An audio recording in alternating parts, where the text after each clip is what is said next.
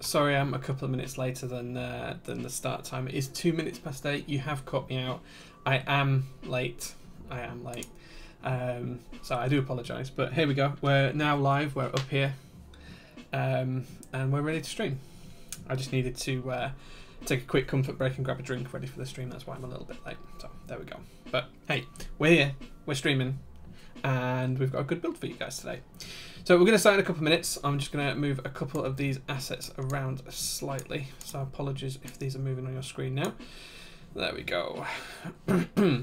Let's see who we've got in chat.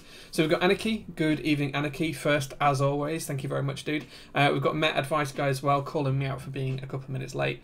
Hey man, nature takes its course. We've got Tootsie Roll as well. Good to see you, Tootsie Roll. Thank you for joining. Who else have we got? We've got Tronics as well. Hey Tronics, good to see you, man. You'll be excited to see this just as I am. And these as well. Okay.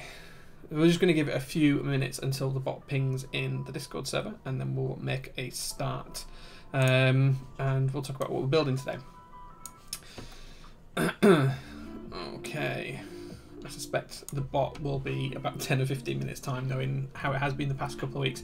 But hopefully it will be faster than that, and hopefully we'll have plenty of time to do a good stream. Let me just paste our link in a couple of places and get some other bits set up. I am a little bit behind tonight, guys. I do apologise. I'm still setting up some bits and pieces in the background. Okay. I just need to get my dashboard and everything else ready just so I can monitor the stream health. I don't want it to drop in bitrate and cause you guys any frame rate troubles or anything like that. Okay, there we go. Right, let's jump back to that. So see what's happening in chat then. My advice goes spend my evening lubing some gat yellows to replace my jade box switches. Okay, nice. Yeah, I like a gat yellow. I have got some somewhere over there. Yeah, they're good switches. Yeah, nice. Jay, whilst we were waiting for the bots to ping, could you rate my keyboard? Yes, if you send me a picture of your keyboard, I will rate it. I'm absolutely fine to do that, but I will be brutally honest.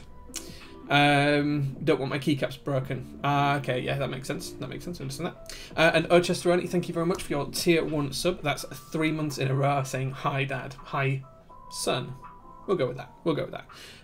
And Drew Drew Z, sorry, is saying hi. Good evening, sir, as well.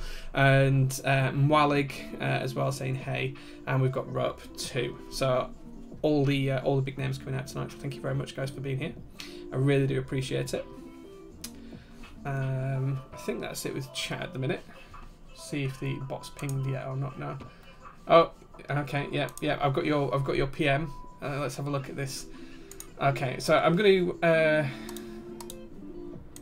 copy this link and I'm gonna paste it into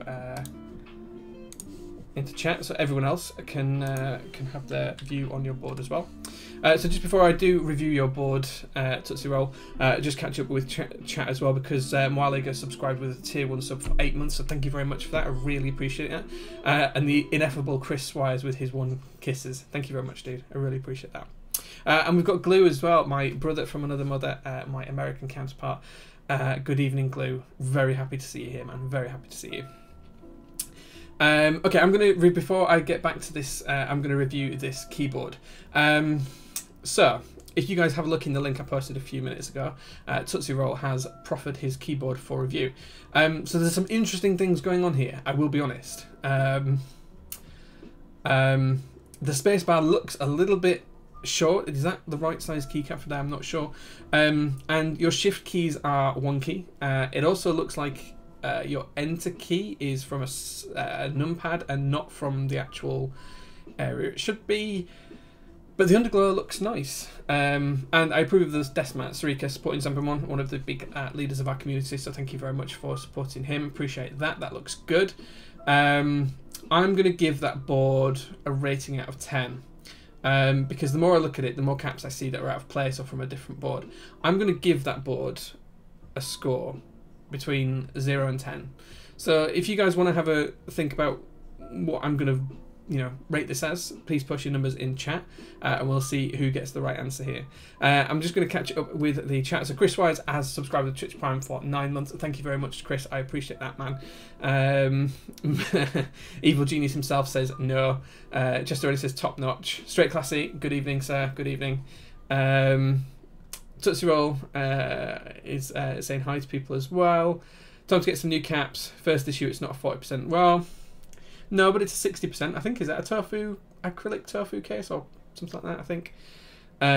Different profile of the caps too. Very inventive. Yeah, inventive's a good word for it. I like that. Okay, we've had some votes. 4, 6, 9.5 out of 10, 6.5, 5.5, 11 out of 10 for creativity. Oh, Chris is off to watch The Expanse, but it doesn't mean he doesn't love me. Oh, great. Thanks, Chris. We'll just save this when I'm alone. Sounds like a good idea, but thank you very much for the bits, Chris. I really appreciate them. Okay, so Tootsie Roll, I'm going to give you 2 scores. First of all, on creativity, I'm going to give you a 7 out of 10. Very interesting use of the keycaps you've used, and it's made a workable keyboard. For the actual alignment of the caps, the spacing of the caps you've used on different profiles, the rest of the board, I'm going to give you a -2 out of 10. So there we go. I hope that's alright. Oh, my music again has crashed. Let me just set this going again, guys. I do apologise. Why is it not there? Different channel, but it'll do. It'll do. It's similar sort of music. Just catching up with chat again. Thockbot has subscribed at tier 3. 4 months on the row, 4-month streak. Thank you very much, Thockbot, for that. Tier 3 sub. Thank you very much, dude. Really appreciate that. And he says, your beard is my spirit animal. Well, it might be coming off in a couple of weeks. I might get rid of it and change it a little bit. I don't know. We'll see.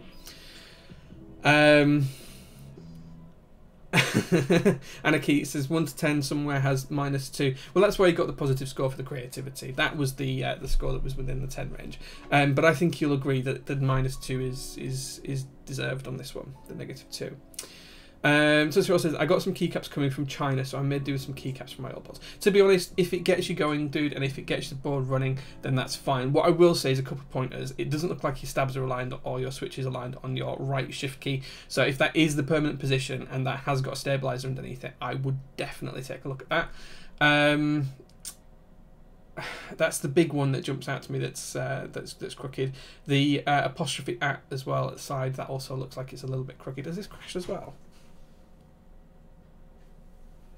What is going on? Oh, it seems like my whole TV has crashed now. Oh well, maybe no music today. Maybe no music. I'll turn it off and turn it back on again. Khan says, hey, I bought MX Blues, but my rank in Fortnite isn't going up. Please help. So what you need to do is you need to buy another keyboard. You need to look on Mech Market for something in the $1,000 range. Buy 2 of those and then put MX Blues into all of them. And buy the cheapest keycaps you can get from Taihao with some rubberized toppings as well. That will guarantee that you spend a lot of money and don't increase your Fortnite rank. Let's see if the TV finally wants to work now. We'll put it back on and we'll try and get the music going again. Pluto says, Jay does have a nice gutty. Thank you, man. Thank you, appreciate that. I've not been without a beard since I was, I think I was about 13, 14 when I started to grow it, something like that. Got my GMK white and black from Mashdrop the other day. Now I just need some ISO returns to get this group buy up and running for the Nordic keycaps. Yes, Nordic keycaps, the Nord UK hopefully will run soon, yeah. 3.5k JNV2 with blues, so Stockbot, that's the dream. Go for it, man. Go for it. That would be fantastic. Okay, let's just have a look. Has the bot pinged? The bot has pinged, I think. Oh no, it's you past pinging me. Is Jay streaming? Yes, I'm streaming. Waiting for the bot to ping. Let's see if we can get some music going again.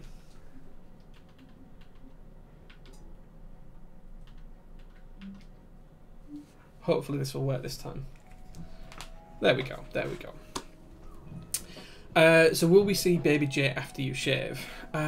Yeah, I look about 12 when I've shaved my beard off. I haven't changed in terms of look since I was about 12, 13 years old. So yeah, let's see. Let's see. I haven't decided if I'm going to shave it off or not yet. That's to be confirmed. Okay. So the bot still hasn't gone yet, but I am streaming. What we'll do is we'll start talking about what we're going to do today, then, guys, anyway.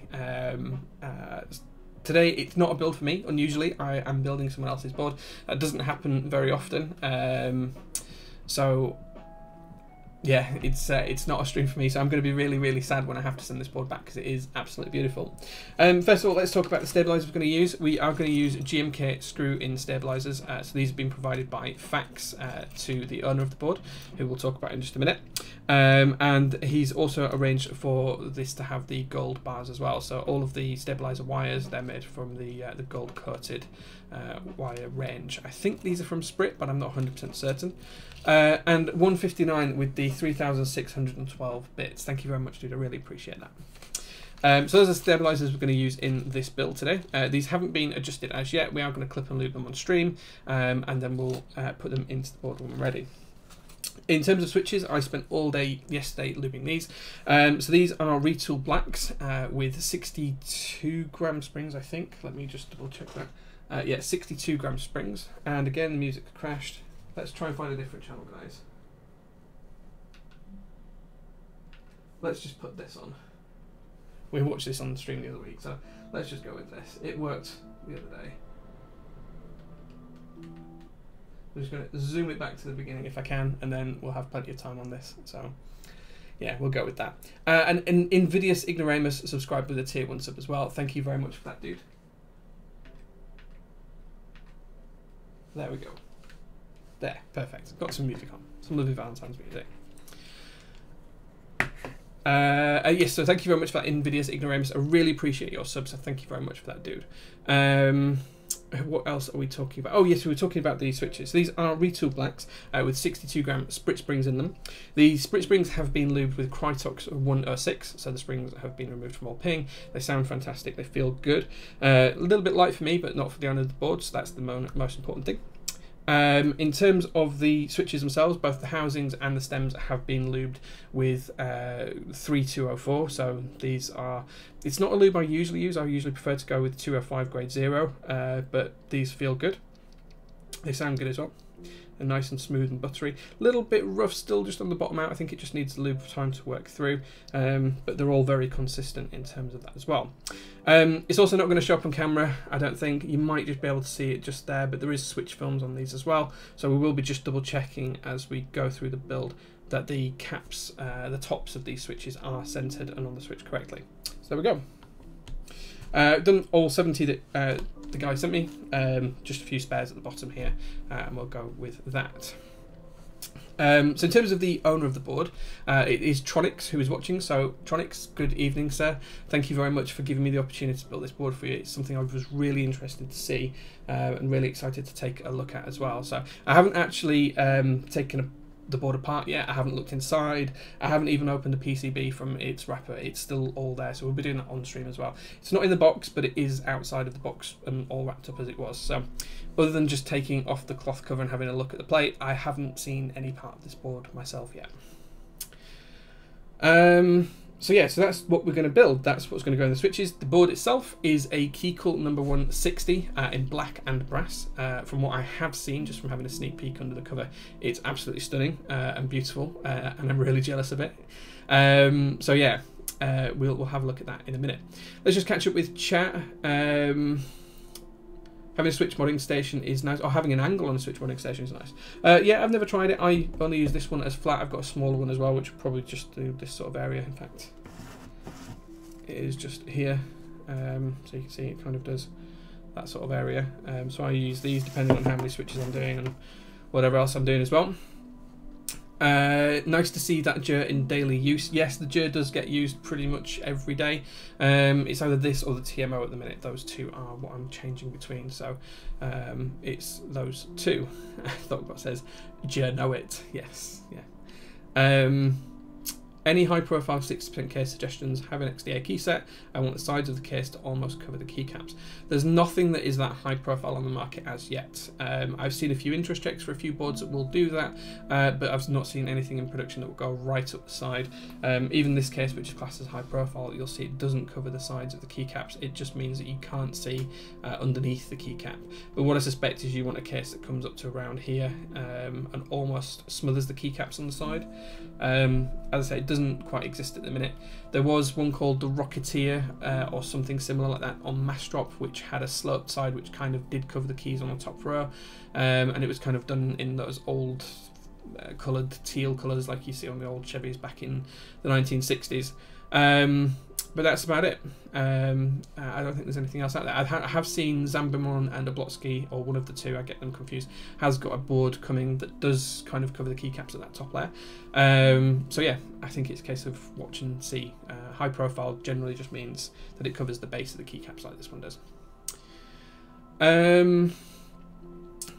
Let's see what else we're talking about. Time for some lifted pads. I don't think I've ever lifted a pad on any board that I've built or desoldered yet. I've never lifted a pad. And when will ANSI take my soul? Personally, I don't think it will. It's just what I'm used to. You know, there's no right or wrong answer in terms of layout. It's all what you're used to and what you like as preference. It doesn't really matter what anyone else thinks to what you use. So yeah, that's that. Invidious Ignoramus says, I wasn't paying attention. Well, pay attention, good sir. What are we doing today? What we're doing today is we are building a Keycult number 160, which we're going to take a look at in a second, with some lubed and stickered retooled blacks with some GMK screw and stabilizers.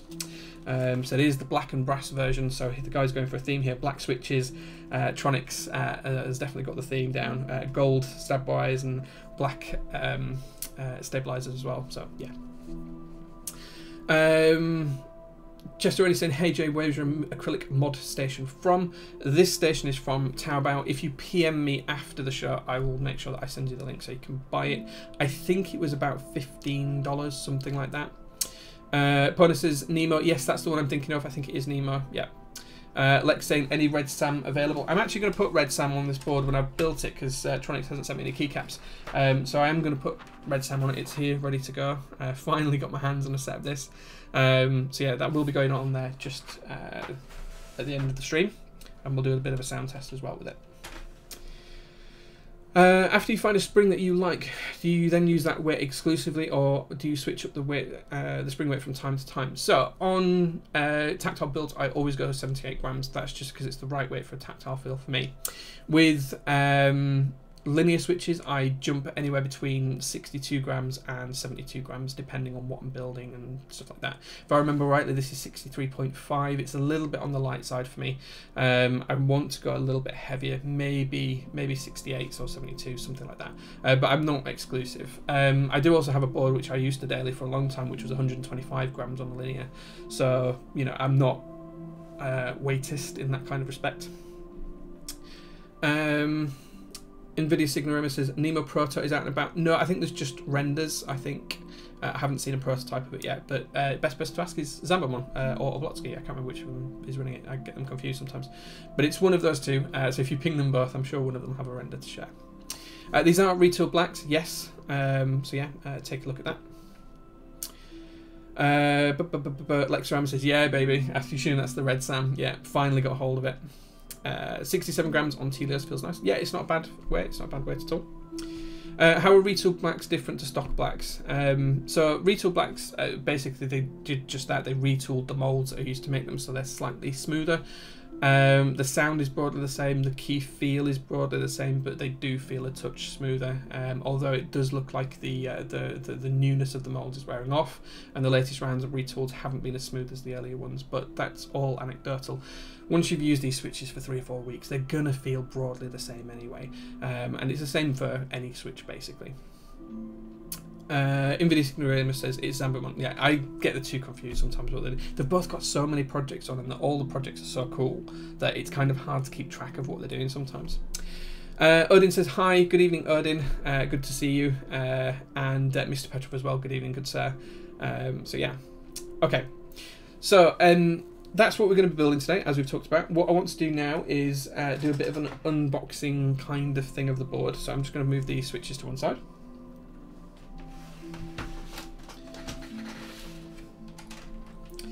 I'm just going to bring this over. Okay. So the first thing I want to talk about, if we just rearrange the desk a little bit. first thing I want to talk about is with the Keycult number 160, it all comes wrapped up inside the box, so you can't actually see anything when you open the box. It is a really nice unboxing experience. And the first thing you notice is you get this little envelope. So I hope Tronics doesn't mind, but I did open this because I needed something from inside it earlier. Inside, you get, well, a few different things.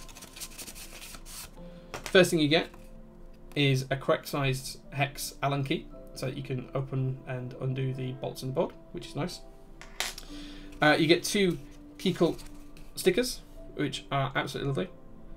This one's had the indentation of the Allen key pressed into it at some point in shipping. This one is perfectly fine, I think. Oh no, that's got it as well, so yep. And then the final thing you get is one of these lovely little notes, which is tells you a bit about the board, a little bit about what you expect to find inside, inside there, a little bit of thank you, and it's just really, really nice. And I haven't got it to hand, but on the outside of the box as well, it even tells you who packed it, and it's all hand signatured, who packed it, and who checked everything, the contents, and all of that kind of stuff as well.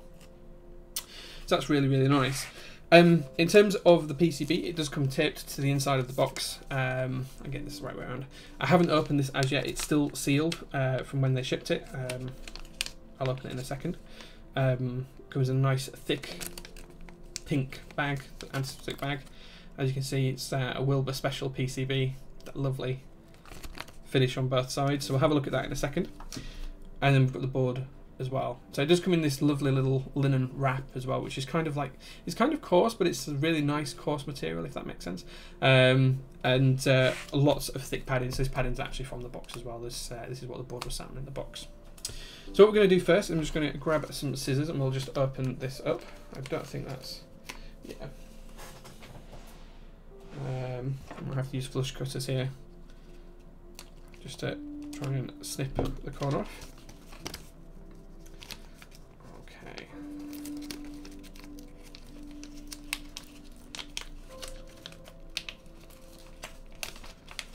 Everyone's chatting, lots going on in chat.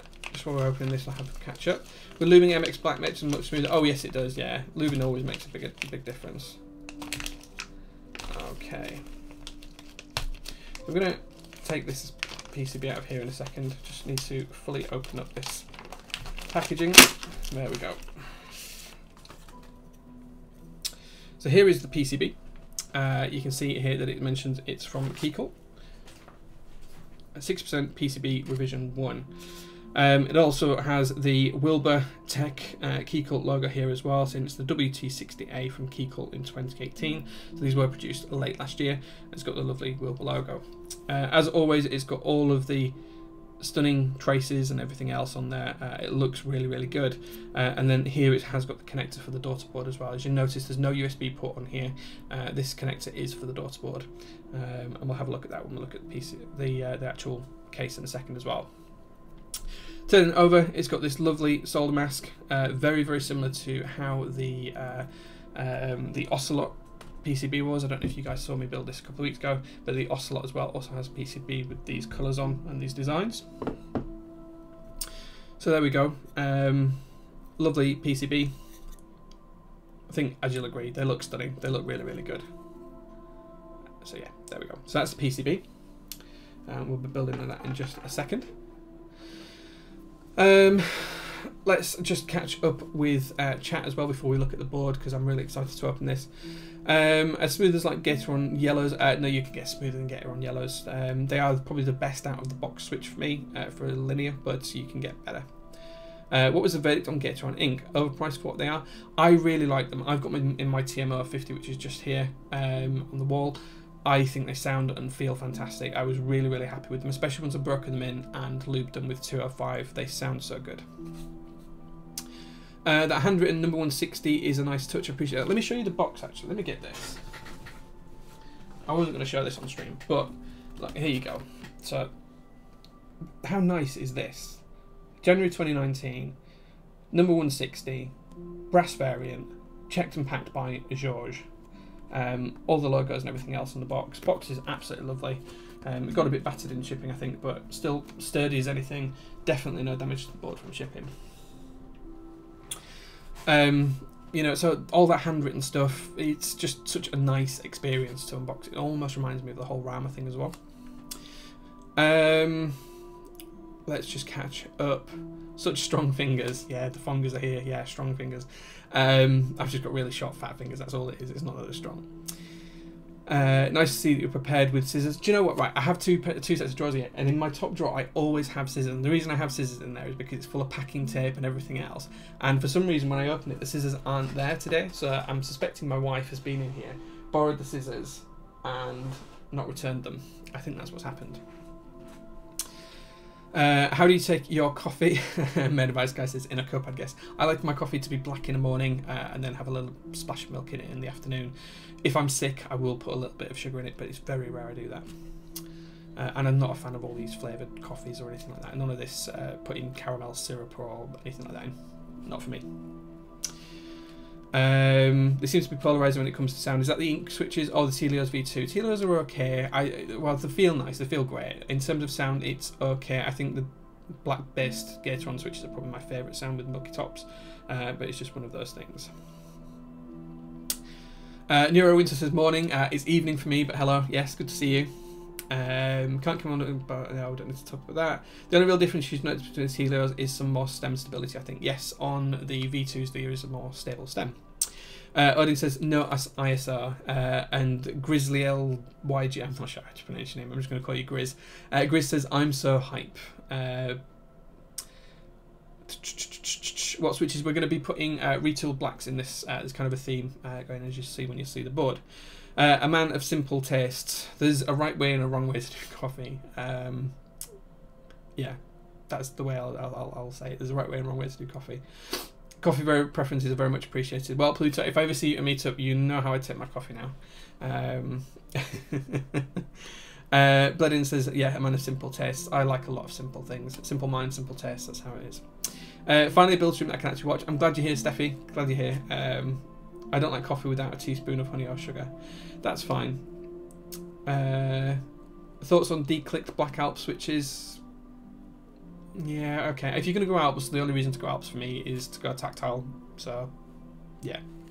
Right, anyway, let's get on with the unboxing, because I've been live for like 30 minutes now and I've not even shown you the keyboard we're building today. So this is the Keycult No160. This is how it comes wrapped up in the box. I've literally just lifted it out of the box and put it on the desk on this bit of polystyrene or whatever it is, a bit of plastic. But this is the board. Oh, look at that brass, lots of brass. I feel rude almost doing this.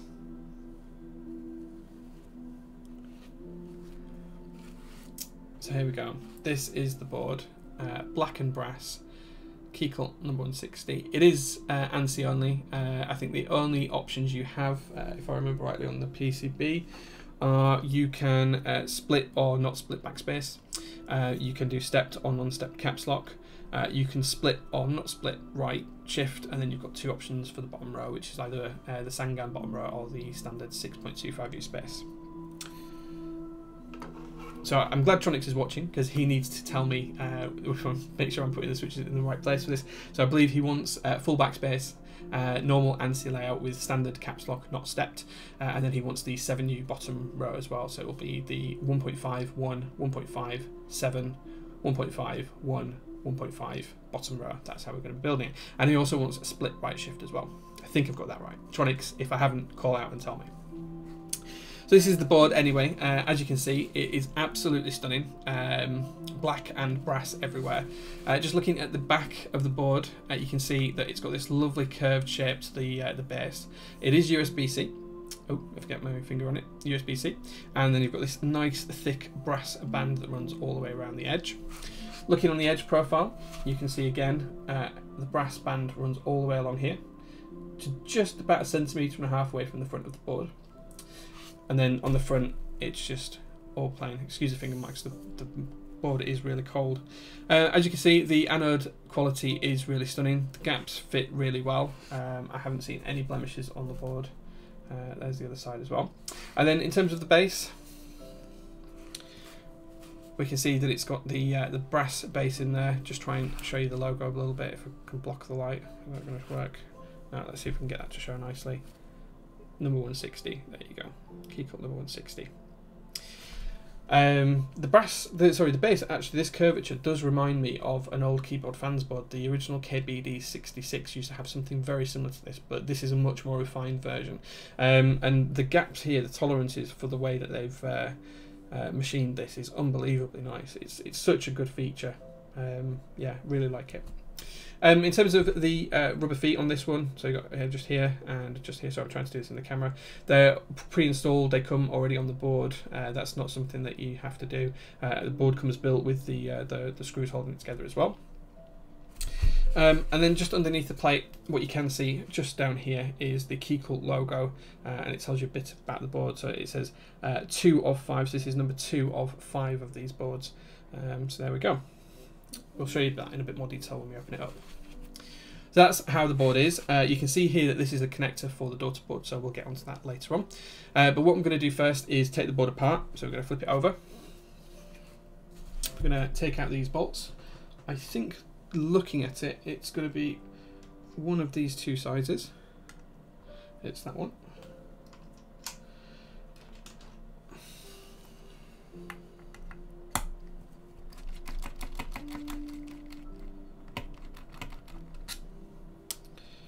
Okay. One thing I do notice about these is they're really smooth on doing these. Sometimes you get boards that you undo and you could feel the screws grating in the slots from all types of boards, from all manufacturers. This doesn't have that feel on any of these so far. These are all just really nice and smooth, so it's nice. Yeah, I think there were 5 brass, says Tronics, and 15 LE. I think that's right, yeah. And Pona confirming that, but this is number 2 of 5. How much does it weigh? I'm not sure how much it weighs. I don't have any scales. The digital scales we have for the kitchen, which I have used on stream before, have died, so I need to buy some more. That curved bottom piece has really grown on me. I used to hate it on the Keycult. No, I really like it. I think it's a lovely, stunning detail. It's really nice detail. I really like it.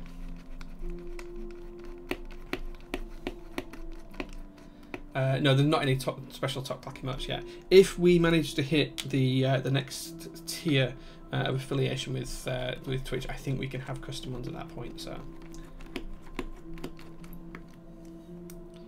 Yeah, so there's only 20 of these, Met Advice Guy, 5 in brass and 15 in aluminium. So that's the bolts taken out from there. What I'm going to do now is lift. I'll try and take this apart. We'll flip it over first.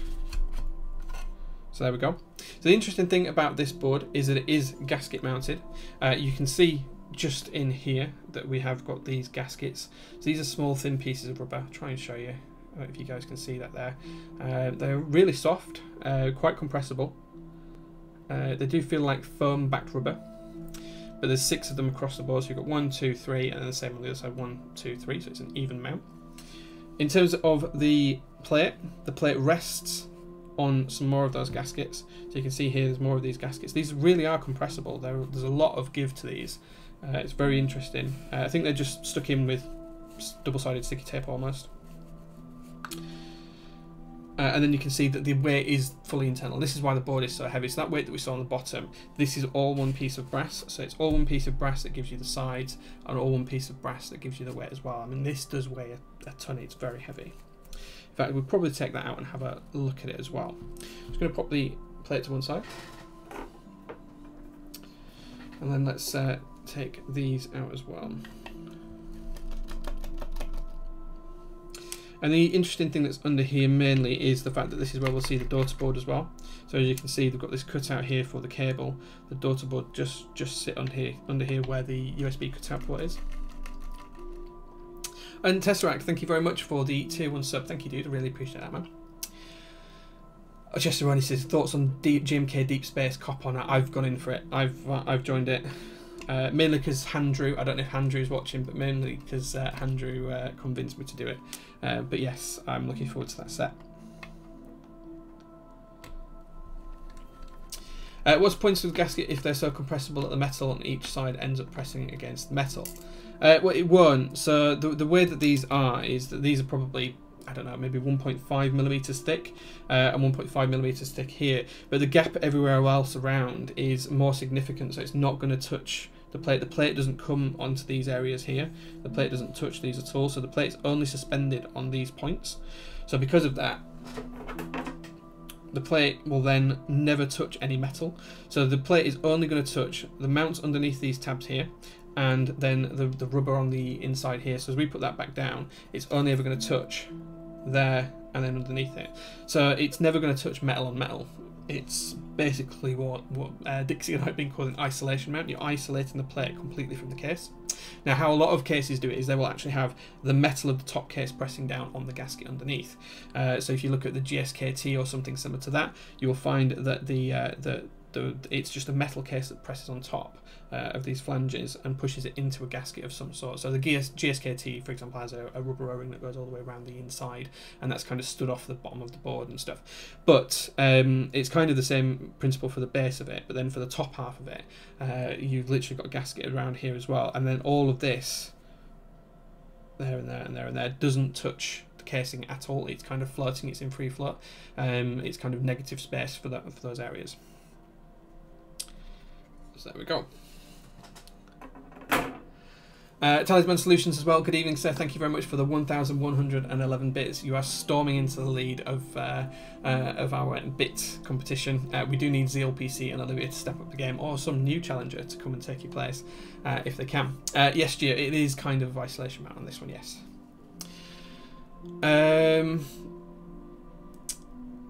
It doesn't touch the plate though, I think. Yeah, it doesn't at all. It won't compress that much under normal typing pressure. No, it just gives it a softer feel. Instead of it being rigid like you have on sandwich mount or anything like that, it's just going to have a softer feel. So you're going to have that compression. These are really soft though. They're very, very soft. There is a lot of flexibility in there. So you are going to feel it. It's going to be a very soft bottom out. Anyway, so we've got one more screw to do here.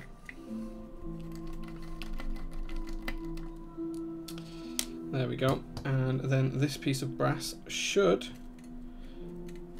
lift out. There we go.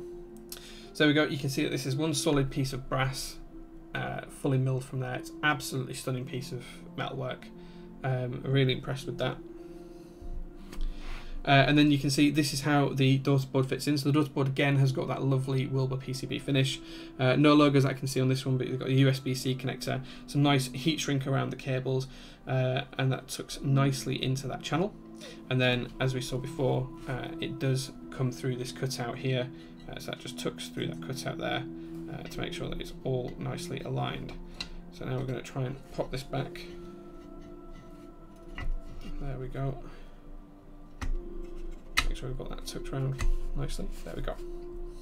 That's how it all works together and goes together, but that piece of brass on the back is absolutely stunning piece of machining. It's absolutely fantastic, and the way it fits on the inside of the case is just really nice, really nice. Really impressed with this. Let's just screw all this back together. And the other thing we can see here as well, just in a little bit more detail, is the Keycult #1 brass edition as well. There we go. 2 of 5. So there we go. All good stuff. Mr. Petrov's got it now. Thank you, Top Clack. You're welcome, my friend. Tootsie Roll says, I'm going to tune off for the night. Thanks for the stream. Thank you, Tootsie Roll, for joining. Really appreciate seeing you, dude. Talisman Sue says, go Top Clack. Yeah, I guess the lights are out. Thank you. The attention to detail with that channel is very impressive. Having looked at this, I'd say it's definitely worth buying price. It is expensive. It's a very expensive board, but if I'm completely honest, I'm sad I missed out on the 65% one. I was going to try and pick one up. I decided right before the buy went live that I wouldn't, purely because I don't like the ANSI layout. But I'm kind of frustrated that I didn't buy one, because this is such a lovely piece of engineering. There's a lot gone into this, and I can't imagine they're cheap to produce either, just given the amount of level of detail in the precision that's needed to do it.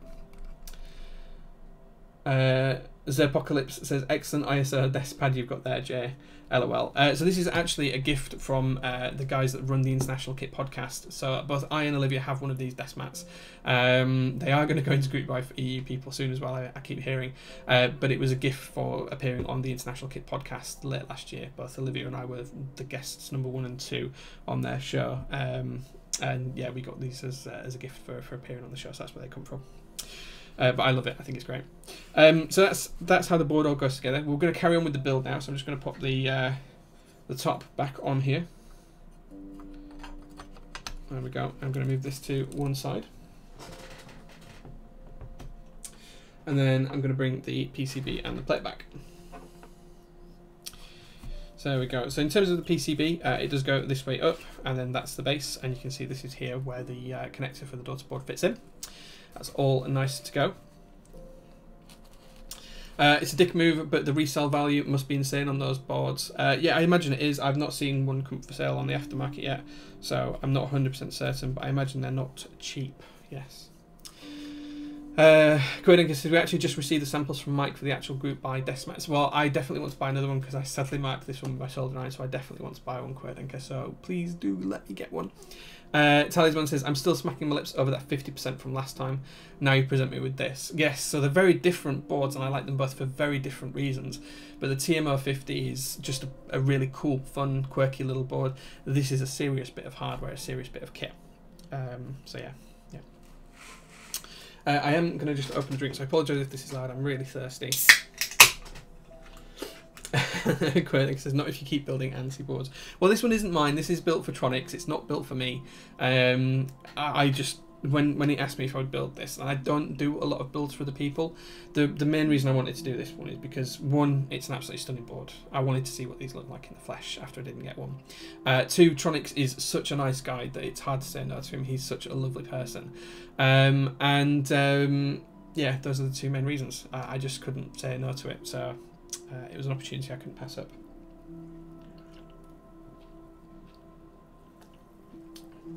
Excuse me. Right, okay, so what we're going to do now is we're going to crack on with the build. So we've got the PCB and plate ready. What we need to do is get our stabilizers ready. So what we're going to do here is we're going to have one for backspace. We're going to have one for the anti-enter. We're going to split this shift, so we won't need one here, but we will need one over here, and then we're going to go with the 7U spacebar. So that's 1, 2, 3, 4. And we have exactly that number here, so you can see we've got 1, 2, 3, and the spacebar wire. Now these are GMK screw-in stabilizers, and he has provided me with the gold screws, so I'll pop these on the screw holder. This is just a little magnetic pad so I don't lose anything. There we go. Lay these out nice and neatly so we know we've got everything we need. And if we don't, I've got drawers and drawers full of spare bits for this, so I think we should be good though. And then what we're going to do is we're going to clip and lube these first, and I'll talk you through how I do that on the first one, and then I'll quickly do the rest of them. And then we'll pop them together, pop them in the board, and then there'll be time to put the switches in as well. Drinking so close to a key this expensive, someone likes to live dangerously. That's why I'm using a can and not a glass, because I have very nearly accidentally killed a personal board of mine by using a glass near it. I want everything Jay has except his increasing responsibilities. Yeah. Wolfie says Jay's pregnant. Yes, I'm pregnant, 100%. I'm fully, let's say 3 months pregnant. I don't know. Oh, we've got Jan in the chat as well. Hey Jan, good to see you, man. Glad to see you. Yes, I'm pregnant with a J01, Mr. Petro. It's actually just there in the background on the floor in a case, so you can't kind of see it. But the J01 is real. It is there. It's also black and brass, and I can't wait to build that on stream in a couple of weeks' time. Who's the father? The father is Brian. We're getting married. My wife is going to leave me, and Brian and I are going to get married. He's already picked our address. That's a joke, by the way. But no, yes, I'm not pregnant, but increasing responsibilities, building other people's boards, I think that's what it is. With a name like that, your kid will have a hard time at school. Yes, probably so. Probably so. Anyway, let's carry on with this. So what we're going to do here is we're going to clip these stabilizers. So I'm going to show you here. We're going to take this stabilizer here, and you can see not so clearly because it's awful to get these to show, but the stabilizer does have 4 legs on the base. We're going to clip 2 of them. So the ones that we're going to clip are this one in the top corner here. We'll try and show you this a little bit clearer. So what we're going to do is we're going to clip this one here, and then we're going to clip the one on the opposite corner here. and try and make it nice and flush on the bottom. If I show you from an angle from the side, you can kind of see that one of the legs sits out lower than the others, just down here. So what we're going to try and do is we're going to try and cut that so it's completely flush and take both of those legs off.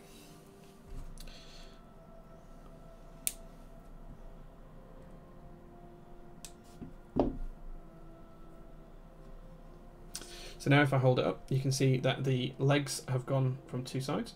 You'll also see that that bump on the bottom is now no longer there. It's now flush on the bottom, completely flat. So that's what we're going to do for the rest of them.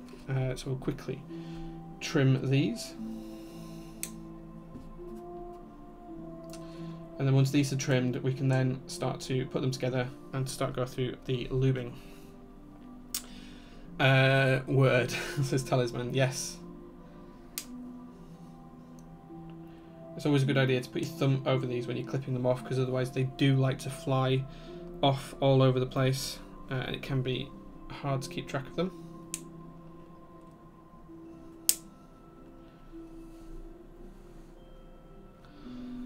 And we've got ISO returns as well in the chat today. Good evening, good sir. Good to see you, my dude.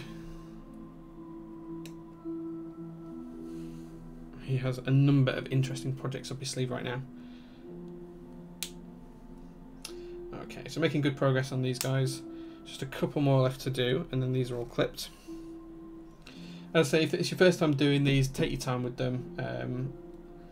The more often you do them, the easier it becomes to clip them in just the right way. It's just a practice thing. Just take your time. Absolutely no rush when you're doing these builds. Okay, so that's those clipped. So what we can do now is we can assemble these and then we can lube them. Now, one thing I don't usually do on my builds when I use the standard non-metal, the non-gold stabilizer wise, I don't usually lube inside the inserts, but we are going to do that today. So what I'm going to do is I'm going to take my brush, dip it into my dielectric grease, small blob on the end, and then I'm just going to run it through the inside of this, so from the bottom hole on the front side, so we've got two holes, I'm going to just lube all around the inside there. Again, all four sides, so there's a nice amount in there. And I'm just going to repeat that across all of these. Small blob on the brush, in through the front hole, the bottom hole, anywhere that the metal can touch. Sorry, I've got a tiny little bit of plastic stuck in my finger. So again, small blob, just run it right the way through, paint all four sides on the inside, get that lube nicely in there. So the J01 is today's giveaway then. There is no giveaway today, I'm afraid. And if there was, it wouldn't be a J01. There is only one. I haven't even built it myself yet. I'm still waiting for the gaskets to come for that build. What do you do if your wife is angry of me buying too much lube? My wife finds it funny whenever I tell her I'm buying lube for keyboards. She's never got angry with me for it. Me and my wife don't really fall out. We're pretty good like that. We like to wind each other up, but I can't remember the last time we had a proper shouting argument. I don't think we ever have. Okay. She's a good egg, is my wife. She looks after me. She just made a massive Sunday roast dinner for me a few minutes ago, well, a couple of hours ago. So I can never complain about anything she does, and never get grumpy either. Okay, ooh, and then we're just going to do this last one here. The right one, yeah. And then once we've done this, we're going to assemble these. Okay, there we go. That's all those nicely lubed on the inside. So to do this, what we're going to do is the front where we've got the two holes that you can see just here. That goes to the front of the stabilizer, which you can see here has got the wire clip. So we're going to put that in like so. We're then going to take the wire and we're going to put it into the bottom hole. And then once it's through the bottom hole, we're going to clip it into the front of the housing like that. We're then going to do the same again. So front of the housing, which is where the wire clips in. We're going to take the insert. We're going to pop that in there with the two holes. And we're going to pop the wire into the bottom hole. And then we're going to clip it into the front of the housing. And there you go, you can see that's all nicely put together. Just going to repeat that across the rest of the collection here. And then once we've done that, we'll move on to lubing the rest of the stabilizers.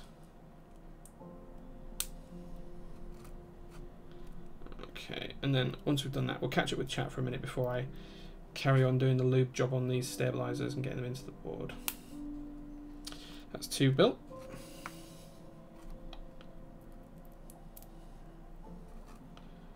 Okay.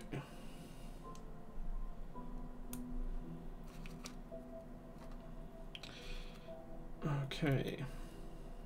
So again, if you're not sure on this, just take your time. It's not something you need to rush. But you always want to make sure that the front where the wire clips in, you've got the 2 holes on the stabilizer to that side. And then once they're together, just push the wire into the bottom hole and then clip it into the stabilizer housing. Just like so. And then last one, before we catch up with chat, see what's going on. See what you guys are talking about. If you have got any questions for me, guys, do tag me and say at Top Clack, and then I can have a look. Okay, guys, so let's catch up. So the J1 is, no, it's not the today's giveaway, I've covered that one. I think it's funny I'm so interested in the Nordic white and black set, seeing that I only use 40%. That is interesting, but that might mean you're going to build a 60% or bigger.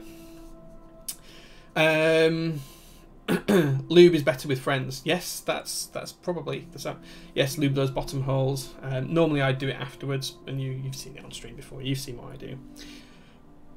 In through the front hole, the bottom hole. Yeah, there's 2 holes, 1 brush. Yes, and we've got Yankar as well. Hello, Mr. PCB. Thank you very much for joining, Yankar. I appreciate that. And Talisman Solutions has gifted a tier 1 sub to Jan as well. So congratulations, Jan. There you go. You have a tier 1 sub to Top Clack. Might be worthwhile checking out the Top Clack Discord server now, because you might have access to something else. Might be worthwhile looking at. Mr. Petrov says, did I get Yorkshire puddings? I did get Yorkshire puddings. She did a full roast chicken dinner with Yorkshire puddings, roast potatoes, carrots, green beans, all broccoli, cauliflower, thick, rich chicken gravy. Yeah, or anything you could possibly wish for in a Sunday dinner she made for me. She's really good. What else we talk about? And nice to see that you're much faster than Quer regarding stabs. Yes, I'm not as slow as Quer, but Quer is such a nice gentleman. It's a pleasure to watch him. That dielectric grease is a lot thinner than the super loose stuff we get in the grey tube here in the USA. So this is Carloop. So this is the brand we have in the UK. It's just a multi-purpose dielectric grease. That's what it's for. That's the brand we get. 60% feels bad, man. Hey, you know, people like different things. People like different things. Nothing such as a bad thing. And we've got Rensuya as well. Good evening, good sir, Mr. Mizu himself, if I say it right. Welcome to the channel, dude. Jan is excited about his subscription, so there we go. Definitely looks much thinner than my dielectric grease. It's not particularly thin, it's quite thick stuff. It's just what we get standard in the UK. There's a couple of brands, Silverline and Carlube, but it's both made in the same factory, it's the same stuff. So what we're going to do now is we're going to lube the sides of the sliders. So small amount on the brush. Don't want to put this on too thick. We're just going to go on the sides. And we're going to flip that over. I'm going to go on the other side. And we're going to come over here. And we're going to do the same again. And we're going to brush just there. And we're going to flip that over. We're going to brush on the other side. We're then going to take 2 blobs. We're going to put one just enough so you can see it on the tip of your brush. We're going to put one in here where the wire is. That gives it a little bit of a well to lube down as well. We've already lubed in there once, but we're going to put a touch more in. And we're going to do the same on the other side. And then we're going to turn these over, and we're just going to put a rice grind, an amount that's about the same size of a grain of rice, and we're just going to wipe that into the bottom of the stabilizer housing. And we're just going to do that again on the other side. Now, this is the way I do stabilizers. There are many different ways of doing them. So if you do it a different way, then that's all power to you. Just going to brush on the sides again here. Brush on the sides again here.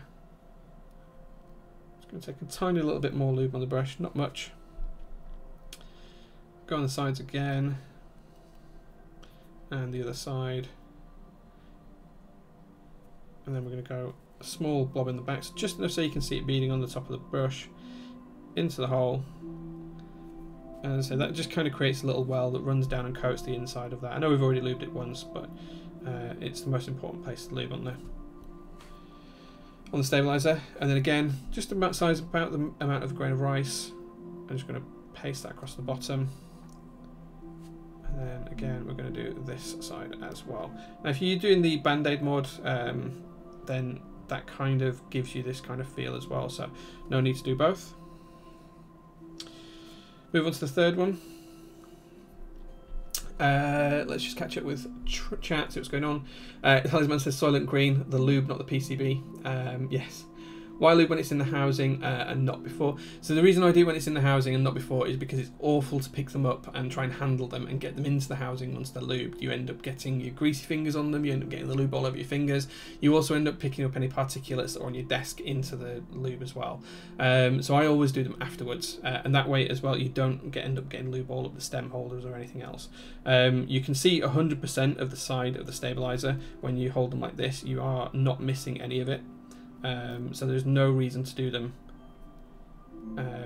outside of the housing as far as I'm concerned. And if there is, well, as soon as you move this up and down, it's already going to spread all the way up and down there as well. Okay, I'm just going to do this side. But as I say, it's different strokes for different folks. I do this way for a reason. If you don't agree with it, then do you know what, guys? Do your own way. It doesn't matter. There's no right or wrong answer here. As long as you're happy with the way your stabilizers turn out, then you're going to be happy, and that's the main thing that matters. Okay, we're just going to do the bottoms of these ones. Again, as I said before, if you're doing the Band-Aid mod, you don't need to do this. This is just to protect that bottom out. Now, I have seen Will be working on some other options for bottoming out stabilizers and to protect them. Okay, that's that one done. And we're just going to do the space bar as well now.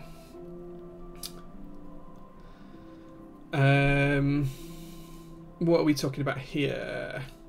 How do I get into the secret Discord channel? It takes a little bit of time until Discord servers update with your Twitch subscriptions, but if you just watch out, Jan, you will see that something called Purple Chat will appear. I didn't say that. Will appear on your list of available channels in the next couple of hours, so you will be able to see it pretty soon. But there's no manual way to control it, unfortunately. Okay, just going to do this last side, and then we've got the base to do on these. Nurin says, it makes sense. Yep. Yep. And Karkan is trying to make me laugh today, I think, saying the only right way to do it is to put sandpaper on your stabilizer. You could polish them with some polishing compound. That would potentially work just as well, but it would be a lot of intensive work. But I think he's trying to just make me laugh today. It's fair play to you, sir. Fair play. Okay. And then last side just over here.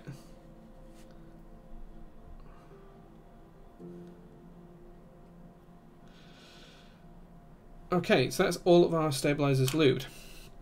What we're going to do now is we're just going to measure them up to the board, offer them up, make sure everything looks good. So we're going to start with our backspace. We're going to push them in nicely. That looks nice and neat. Check that with the plate. Perfect. And then what we can do is we can screw these in. I'll just get my screwdriver bit. I'll pick the right one. That's a triangle. And then we're just going to use these screws to attach this to the PCB. So again, when you're screwing these in, guys, you don't want to go too tight. You only want to go finger tight.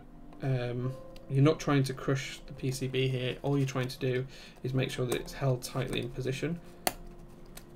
So literally what you want to do is make sure it's flush. As soon as it starts to twist and not tighten any further, don't over tighten it, because you're just going to end up stripping the plastic. And the last thing you want to do is crush the PCB. So there we go, that's that one in nice and easily in place. Next one we're going to do is the ANSI enter. And again, we'll just offer up the plate here. So you can see that fits nice and neatly over those. And again, we'll just offer up these screws, make sure it's all going together nice and neatly.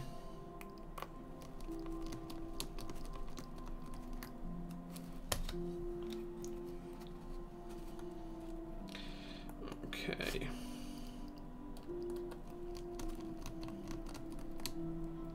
Again, not too tight, you just want them basically finger tight. The next one we're going to do is we're going to do the shift over here. So you can see that all lines up nicely. I'm going to pop this in place. Check that they're in flush. Lay the plate back on top. As you can see, that all fits perfectly, nice and easily together.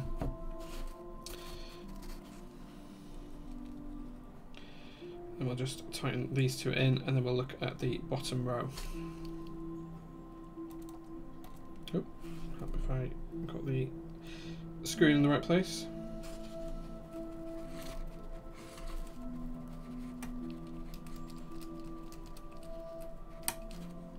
And then last one for this one.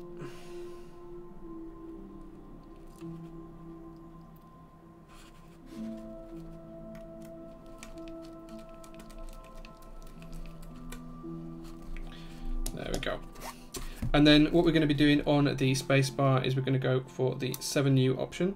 I hope if I got this the right way around. That clips in just like so. And as you can see, that all fits together just perfectly, all sorts together nice and easily. You can see there's just the right amount of gap between everything there. It's all nice and neat and tidy. So what we're going to do is just screw these down, and then we know that everything is in the right place.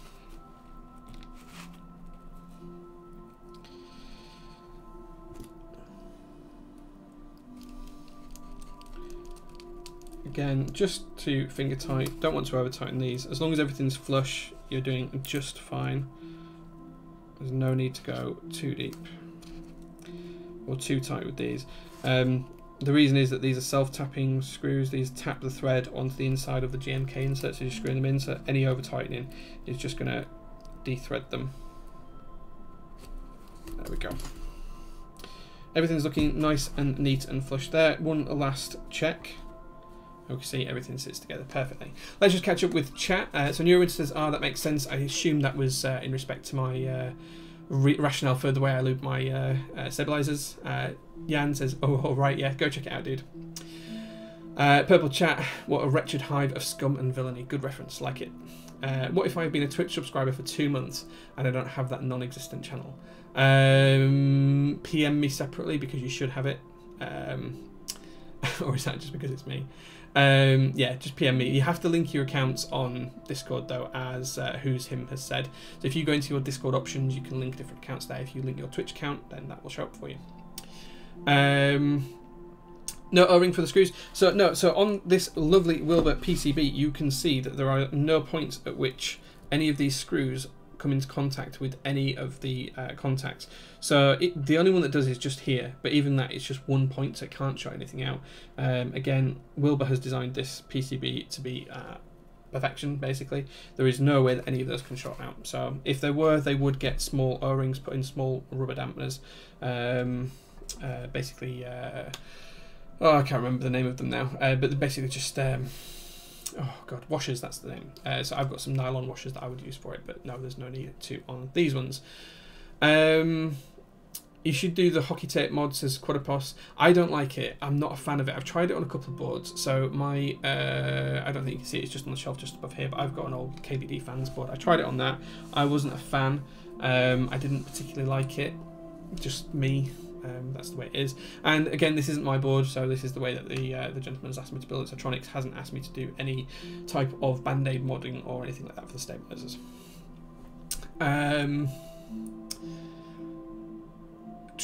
Let's see what we're talking about. Oh, Jan has gifted a tier 1 sub to Top Clack community as well. It's their first gifting, and that's gone to Laxavag. So well done, congratulations. So thank you very much for that, Jan. I really appreciate that. If you're not busy, let me get a link to that magnetic pad later. That looks super useful. It is. I can't link you to it because I got this as a Secret Santa gift along with some other bits and pieces from Tidal, who's part of our community. He was kind enough to send that, as well as my nice solder roll holder. So this holder, so this nice reel and everything else, he sent that for me, which is really kind of him as well. Really just useful gifts. So yeah.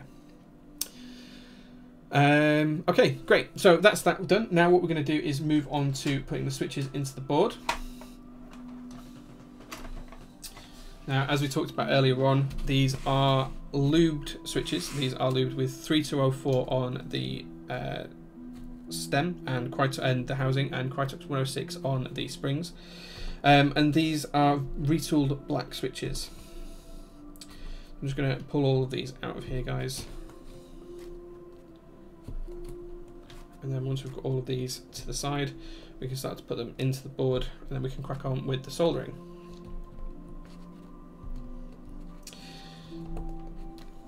These switches have also got sticker mods on them as well, well, not sticker mods, so the film mod, which is a film that sits between the base and the top of the housing, and what that does is that reduces any wobble and just tightens up the connection between the top and the bottom housing. Now, they do make it sometimes that the switch is harder to close, so we might have a couple that have legs that just aren't quite tucked in properly, but we'll have a look at them as and when we get to them. Let's go on this side now, around the top.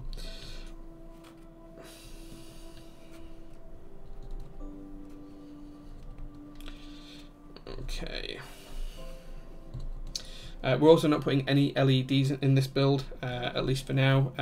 Tronics hasn't sent me any, so I can only assume he doesn't need any LEDs adding to this board at the minute. And to be honest, I think it'll be better for that. It's much more classy to have a board without any LEDs in, I find. Okay.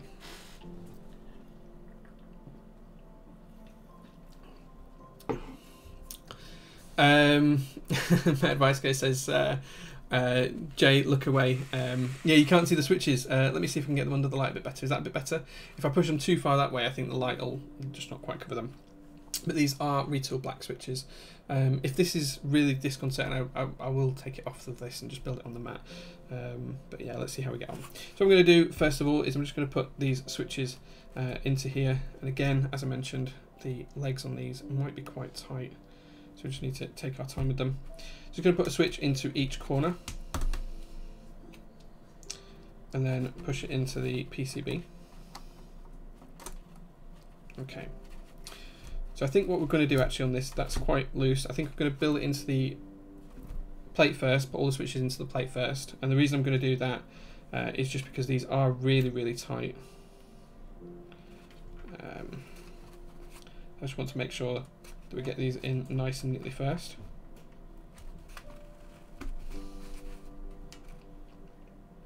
Just going to put a few in dotted around the case, especially where we know they're going to go. Bent pin on the bottom of this switch.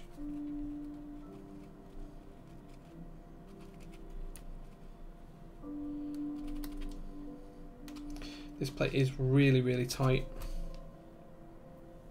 which isn't a bad thing, but it is going to mean that I'm going to have some sore fingers, I think, tomorrow. Making sure that these legs are tucked in nice and neatly. There we go. Okay, let's do a couple down here. So as I say, where these are going in is where I know that the switch has to be positioned.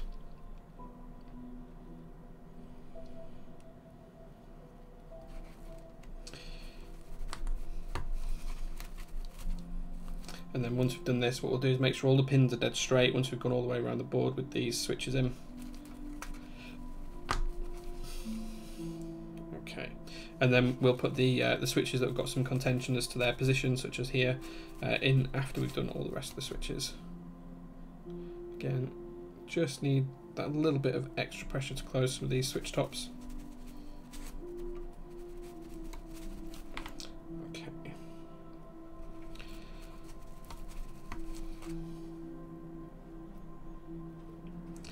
And this is why this is because the films basically separate the top and bottom housing a little bit more than normal, so you just have to put an extra little bit of pressure to get them to clip together. That 1/10 of a millimeter thickness of the films just breaks the tolerance of the switches slightly.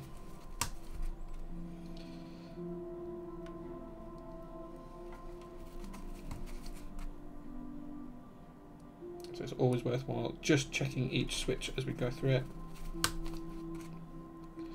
I am taking care as well that when I'm handling the plate, I'm only touching the edges and I'm trying not to touch the flat parts of it as well.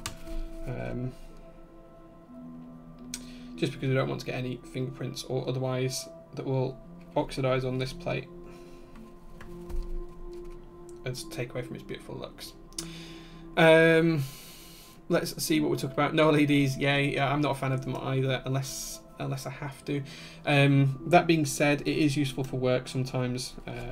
So I do have them in my work board, which is a TX1800 V2. Tight fit, best fit. Yes. Now you say that, but there are exceptions to that. Sometimes you don't want too tight a fit.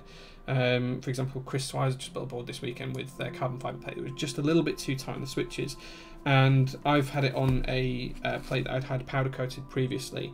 And what happens if the switches are too tight is that it bends the housing and destroys the ability to depress the switch, and the stems get stuck in the down position. It doesn't happen often. I have seen it with a couple of plates. So whilst tight tolerances are good, you do need to make sure they're not too tight and it's not going to ruin your switch building experience.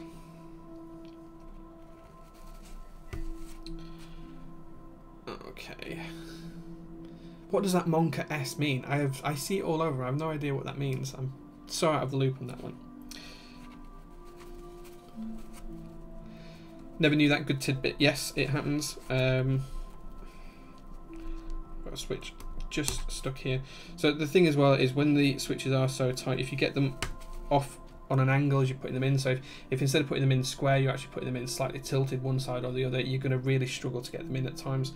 So do just double check that you are pushing them down square and flush from the top.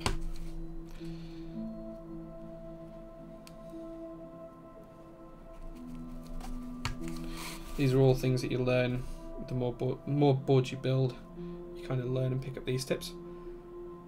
Monka S is like scared, fear, anxiety. Oh, okay, thank you. I didn't know what it was. I do see it around quite a lot, and thank you for enlightening.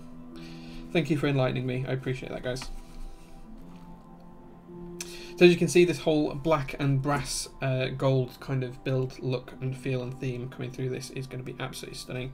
I'm already insanely jealous of this board. Tronics has done a really good job picking out all of the different bits and pieces for this kit. Mr. Pedro had to look it up on Urban Dictionary too. I keep meaning to, and it was one of those things that was on my list of things to do, and I kept forgetting, so it was easy to just ask. And secretly, Charlie's is posting memes as well. Okay. So Zerpocalypse, I think we were talking the other day about something on Discord. I can't remember what it was now. That I was going to talk about on stream. I can't think what it was. We were talking about something in Discord, and I was going to mention it on stream, and I've forgotten what it was. So if you can remember, dude, do let me know. These aren't memes. I can't see what they are. So I've got a black background, so all I can see is like a small pink triangle. So I've got the dark theme on the Twitch. On the Twitch overlay I'm using at the moment. So I can't see anything other than like a small triangle, so I don't know what it is. Hold on, let me have a look at it. Let me have a look at it. Hunt 22 Dark. I don't know what that meme is either, I'll be honest. Tesseract23 says, anyone here got some where to buy some Switch films? Looking to get some in the UK. Found them some on TX Keyboards, but the shipping cost is extortionate.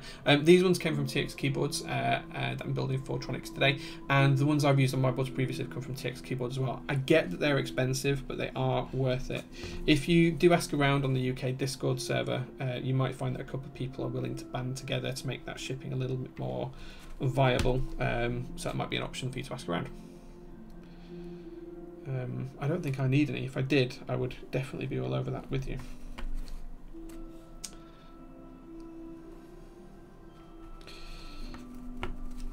Okay.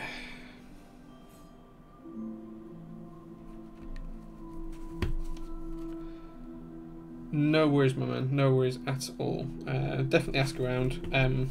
There'll be someone who wants them. Yeah, so what Switch films do is they make the top and bottom fit together tighter, and what that does is reduce tolerances across the whole Switch. So it does make the stem slightly less wobbly because you're reducing the tolerance and movement of the top of the Switch. It basically means that the top can't move at all, so the stem only has its range of movement within the gap around the top, so the entry point of it.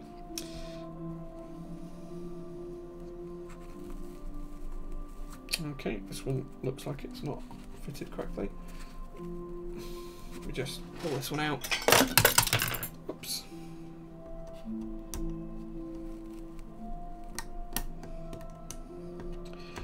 This is what happens when you don't push them in nice and flush, guys. There we go.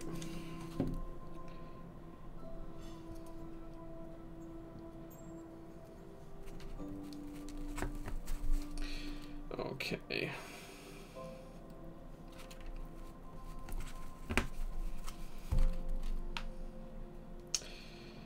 We are making some good progress. Switch films for cherry only. You can use them on anything apart from box, I think, but I think they only really make a difference on cherry switches from my experience. But I haven't used them extensively, so I couldn't say. Gio's right, it is silly to open a switch just for putting the films in, but if you're lubing and you're spring swapping anyway, then why not? Why not, would be my view. Mr. Predator says, got it. I have noticed that switch housings don't clip together tightly once they've been opened, so that makes sense. Yes, it just nips them all together a little bit tighter. A little bit of dirt on this one. There we go. Do you use switch films in pretty much all of your own builds? Not really, no. I tend not to build too much with cherry switches these days, and I haven't used switch films in many other things. I've used them in Gatorans once or twice, but not extensively or exclusively. So I can only really give anecdotal evidence, not a lot of evidence on them, I'm afraid. It's one of those things, if you've got them to hand or if you want to try them, why not? And if you're opening up your switches, why not? For the sake of an extra couple of dollars or pounds or whatever currency you're in. Okay, so that's all of those in there, guys. What I'm going to do now is just offer this all up, and then we'll put in the variable switches, the ones where we can have different options. So I'm just going to press all this together, making sure we're all nice and neatly in. Don't stab myself with pins.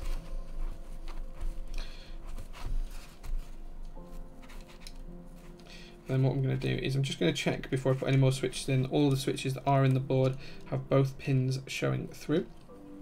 So this is just a visual check that there's no gaps. So we've got one issue with this switch just here.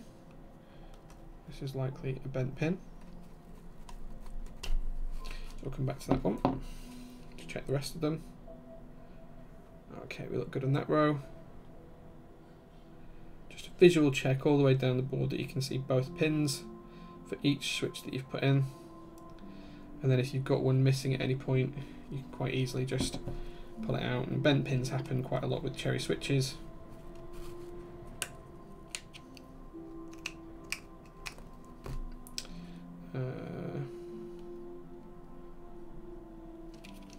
Quite all the way in. There we go.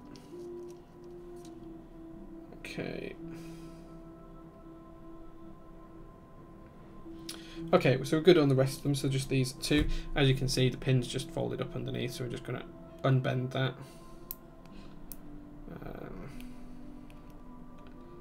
And then give that another shot.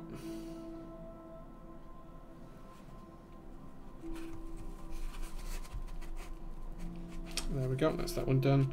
And then this one again, you can see that's just bent over. Okay, I can't get my finger underneath that one, so we'll pick a different switch.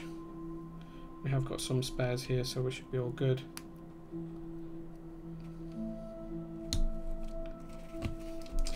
There we go. So we're just going to fill in some of these gaps. So we've got the backspace switch. There we go, that goes in nice and easily. Just checking for the pins. Checking the pins on the ones I've just pushed through. Yeah, we're all good there. So one of the things we are going to do is split the right shift here. So I'm going to put that switch. In fact, help if I got it in the right place. So that goes in just here. That gives us a 1.75U shift key there. And then we're going to put a 1U switch on the end as well. So Tronics, if I did split that and you wanted it as a full, let me know and I'll undo that very quickly. We're then going to put a normal caps lock key in. And then we've got the bottom row, which is 1.5. So we're going to go just here. Easy way to tell with this is it should line up with the tab key something on the brass here. I'm just going to clean this.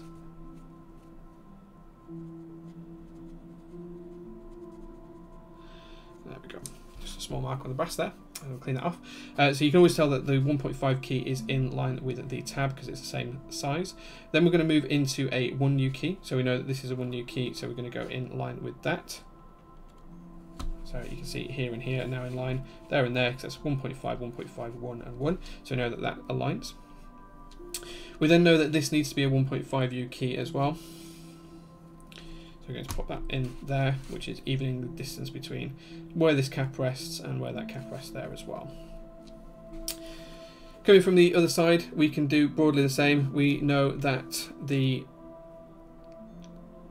pipe key on an ANSI layout is a 1.5U key, and we want to be in line with that, so we can clip in just here. We then know that this is a 1U key, so we can clip in line with that just there. And then we just want a 1.5 here, which I think is just there, which is right in the middle between where the cap will sit and there as well. So that should be our bottom row. So there we go, guys. Let's catch up with chat and see what you guys are talking about. Has anyone compared the AIO3 compared to the Keyboss switch? I haven't seen a review yet of either in any great detail, but the best video I've seen on it is Man of Interest, so go check that one out. It's on YouTube already. Yoke Red seem tight enough for no films. Yes, they are. They're very tight. I've got some red pandas as well for those. What switches are you using if not cherry or compatible Alps? Sorry, by cherry I mean actually cherry switches. So like these are cherry retail blacks. Other than that, I tend to use Gatorons or pandas or creams. I'm just looking through the collection. The T1s I'm going to use at some point soon as well. Tesseract says, I'm spring swapping and top housing swapping my cherry clears, so I figured whilst I'm there I might as well try films. Absolutely, yeah, go for it, why not? If you don't like it, you can desolder and remove them, so it's fine. Sometimes the expensive switch openers are not as good as the cheap solution, so the one that I've been using most of, and I have a Keyboss as well, is this one, which is the nuts opener. This is really good. I have no complaints, no qualms about it. It's far better than anything else I've tried. That's a personal thing. Are there any North American based vendors who sell switch arms? I don't think there are. You could try Dixie or Mike, see if either of them got them in stock. I don't remember, if I'm honest. What switches are these? These are MX retooled black switches, so we've got 62 gram springs in these, and these have been looped. What we're going to do in a second is we're just going to get some keycaps out and just make sure that I've got this bottom row in, and make sure I put the spacebar one in the correct place, and then we'll put these in as well there. We've got some spare switches for that, and that's just literally to make sure that we've got the bottom row all nice and evenly set out and correctly set out. I'm just going to get some keycaps ready for this.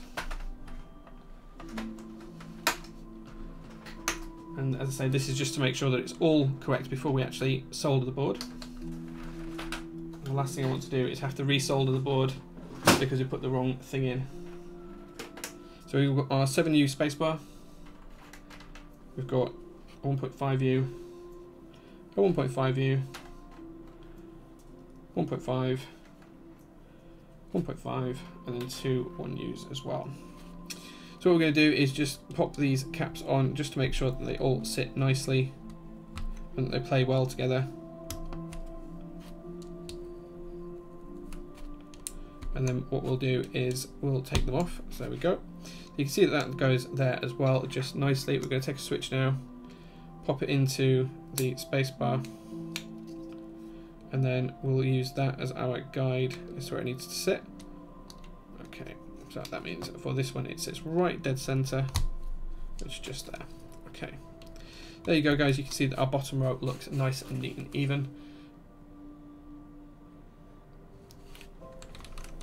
and all of that fits nicely. So then we can remove these switches, remove these caps.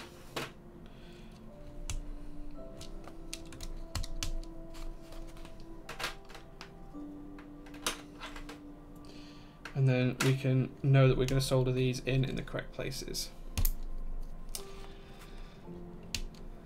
But let's just catch up with chat. spacebar switch missing. Oh no, we put it in. Sorry, Tronics. It was just, I didn't want to put it in until we'd put the keycaps on, just to make sure everything was aligned nice and neatly. It wasn't a mistake. It was like that on purpose.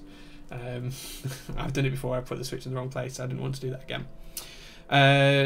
Met Advice Guy says, sold by Nutcracker. 3D printed switch openers work better for me. I've got a ton of 3D printed ones. I prefer the Nutcracker personally, but that's fine. Could you show the other side of the PCB, says Yanka. Yes, I can, Jan. Here you go, my friend. This is the Wilbur PCB, the base of it. Try and get the glare off of it from the light, because it is a stunning bit of kit. There you go. I hope that helps, Jan. I hope that helps. If you want some pictures of it, I can show you later. Talisman says, measure twice, cut once, cheeky. Yeah, you've got to make sure you're doing it right. You've got to have do it right. In an attempt to see the coloured core. Yeah, so the other side of it is this colour as well, Jan, which is kind of like a peachy kind of colour. I'm probably describing it wrong, but that's what it likes to me. Jan's got to go, so thank you very much. Please do type in test or something for YouTube. I will do, but it will be the end of this video, and then I'll just upload this video. But Jan, I will send that to you, because I've also got some thoughts I don't know if Ryan has shared with you. So, yes, Wilbur PCBs are excellent, yes. Oh, and we've got Doggo on stream. I'm not going to get her on the board today. Hello. The dog's just come into the office. You can probably just see her in this bottom corner, just underneath the... oh, where's my finger going? Just underneath the camera. She's just down here somewhere. And she's gone. Bless her. Okay, so yeah, so there we go. Wilbur PCBs, excellent. That all looks good. Everything is nice and neatly put together. We've got no clearance issues. You can see everything is nice and flush on the sides. Nice and flush on the front. Again, nice and flush on this side. Everything all nicely aligned. And then just here, in fact, just there, we've got a slight error, but there you go. Now you can see everything is flush down that angle as well. So that's all of that nice and neatly aligned. I'm just going to check the switches that we just popped in on the bottom row, make sure we've got all of the pins in place, which we have. Just check the shifts, the split right shift, making sure we've got all the pins we should have pointing through, and we do. So there we go, we are now ready to solder. Yeah, Doggo. If it was my board, I would have got the dog up on here. If it's someone else's board, not taking any chances, guys. Okay.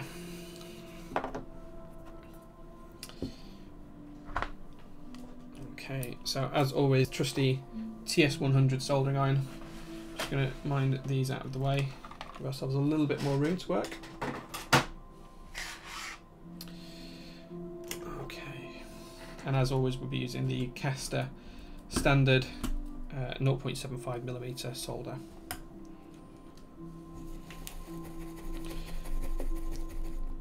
So what we're going to do here is just go top row across first, but what I'm going to do first and foremost is just pin a couple of these switches into place. So we're just going to go nice and gently. And then if we just pin the corners in, what we know then is that everything is nice and neatly aligned. Nothing's going to pull apart. We don't have to worry about knocking the PCB. We don't have to worry about any compression of the PCB and the plate together. We know everything's going to sit nice and neatly.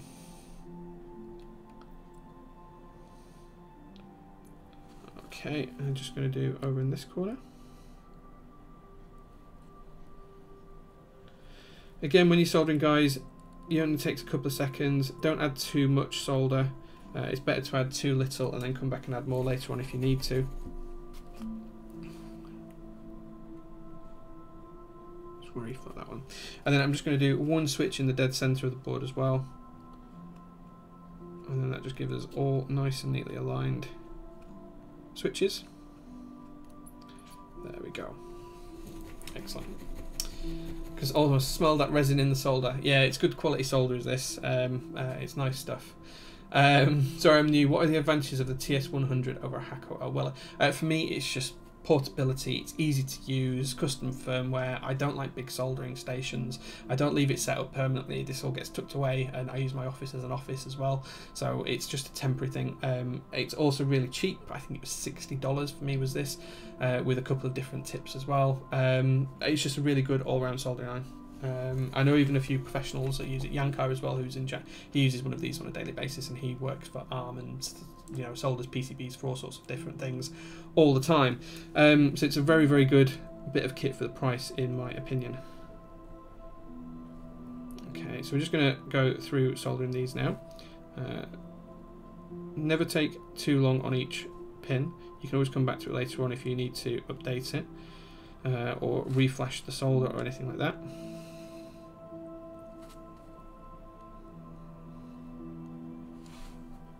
Okay, a little bit of solder is better than a lot of solder. You don't want to put too much on there and risk ending up with a joint that doesn't solder correctly.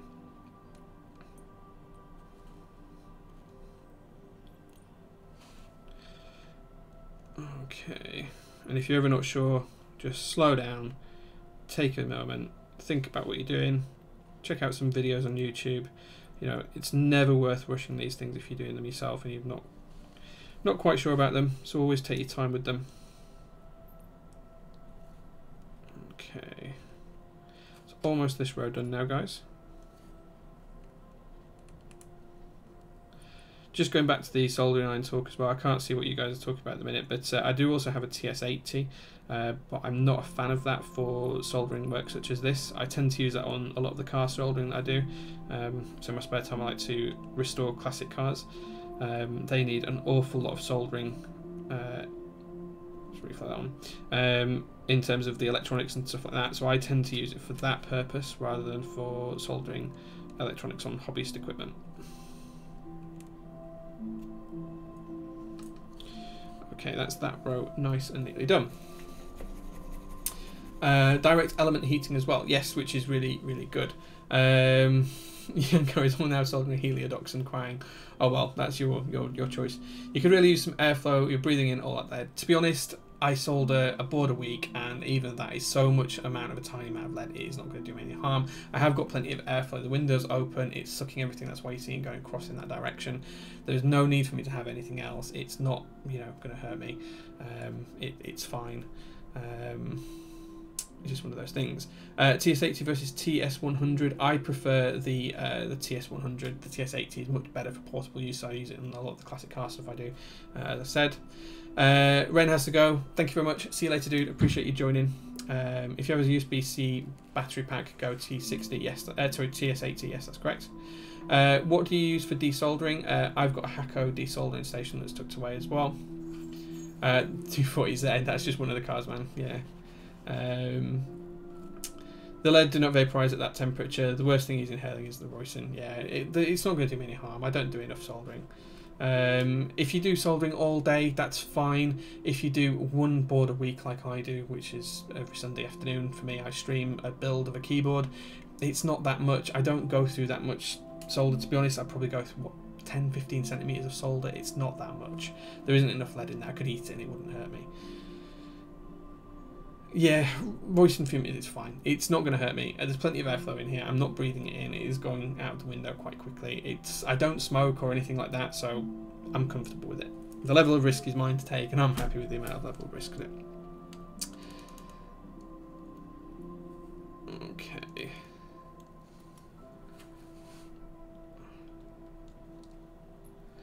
Here we go, guys. Doing the second row now. I'm probably going to do 2 rows here before I just quickly check back on chat. So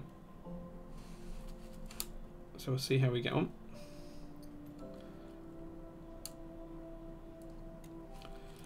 Okay.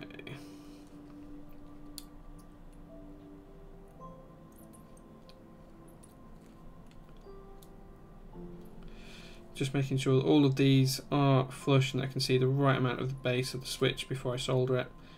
It's always worthwhile doing that visual check before you solder each switch. It only takes a fraction of a second to do, guys, so do just take your time on that as well.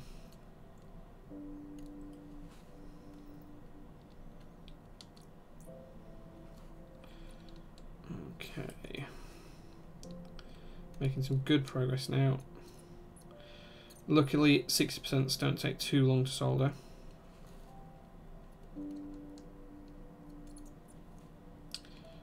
I can make some good, nice, even progress on this board now. And then we can get to putting it together and doing a bit of a typing test, double check all the keys work. I'll try and get that on stream actually, show you the keys working.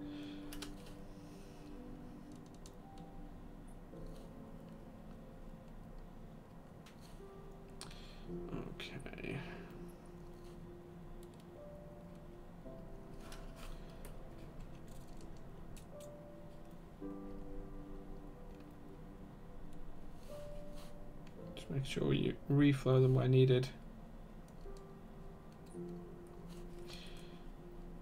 Okay. This is probably the most boring part of the build streams for you guys, just watching me solder these, so I do apologise. I'll try and get it done as quickly as possible, whilst being as neat as possible as well. Last thing I want to do is build someone else's board and not have it nice and neatly soldered.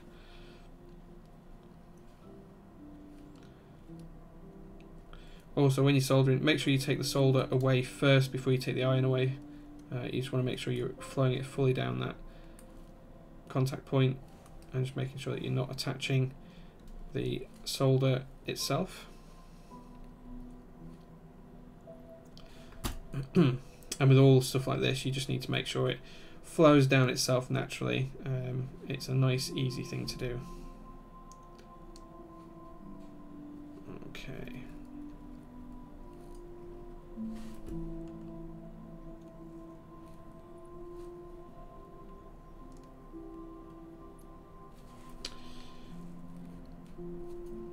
Almost finished on this row.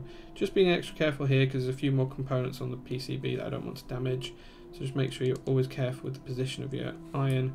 Sometimes you might just need to change the angle that you're attacking something through. Just double check that it's all fine.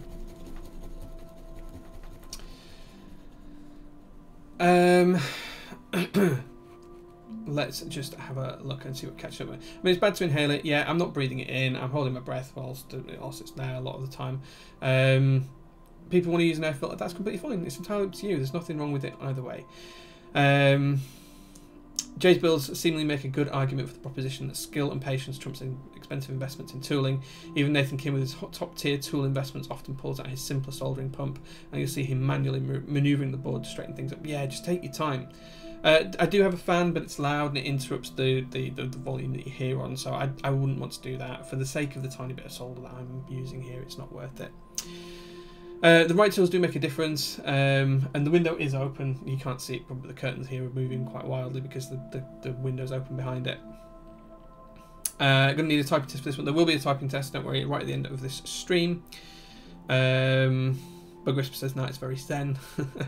The soldering I find really difficult is on SMD pads where you have to keep your fingers super still. Hard if you have shaky hands like me. Tweezers is the answer. Hold your components in place with a pair of tweezers, solder one side, and then solder the other side, and hold it in place with tweezers. Makes it a ton easier. It doesn't matter about shaky hands, and you've got tweezers. You can pin it to the board and you can pressure down. So if you're putting pressure down on something, it doesn't matter how much your hand's shaking, you've got that pressure there. Solder on one side, let go, get comfortable, solder on the other side, job done. Also get helping hands as well. If you can get a pair of helping hands to hold your PCBs and stuff, you can have them at angles and all sorts of stuff. You can make sure you're getting in at the right place. Can you give us a zoom in on one of your solder joints?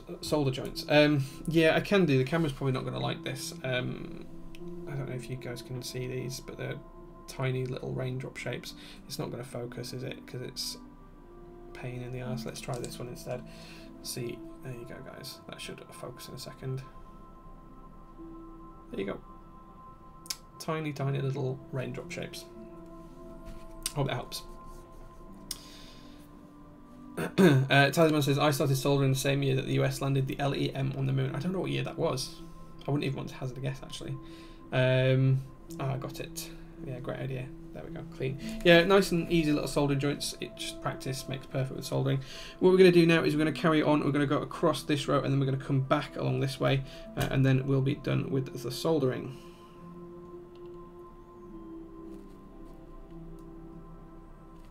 As always, just double check things before you solder them. Make sure you're comfortable with it. You can always come back and add more solder later. It's much more difficult to take solder away, so just always bear that in mind. As well, and just take your time. No need to rush these jobs unless you're on stream and people are watching you and judging you. Just gonna give this a clean again. And 159 has gifted a tier 1 sub to W Vega as well, so V Vega, sorry, so congratulations Vega. Matt Advice says, have to head to bed, have a wonderful evening, see you later, thank you very much for joining, my dude. Is that marble below the road? No, this is Corian top worktop. There we go. So congratulations, Vega, on your free sub. There you go. So, and thank you very much, 159, for completing that for us. Thank you very much, dude. Really appreciate that, man. Okay. So we're just going to try and quickly solder this side, come back down the other side, and then we'll be done.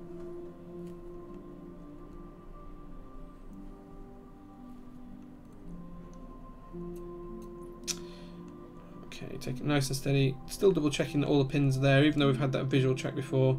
It's still always worthwhile double checking.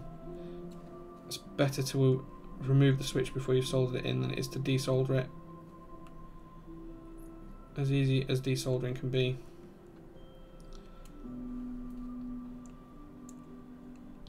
With the right tools these days, it's always just rather better to take that check first. Okay.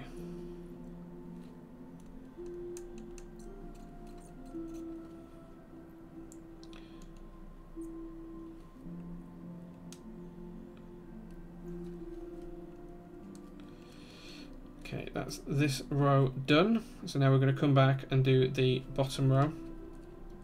And then once we've done this, the board will be fully soldered together.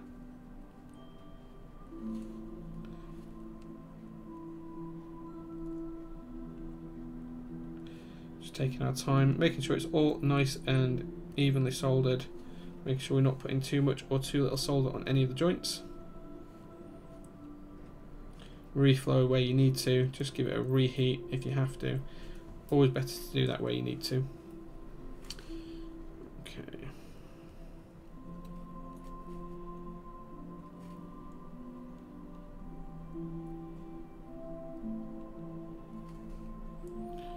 Okay, last switch and then we're done.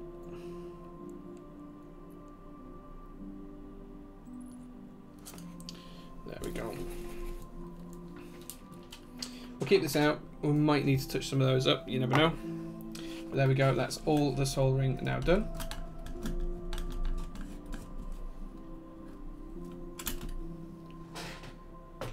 And there we go, all fully soldered, all nice and neatly put together.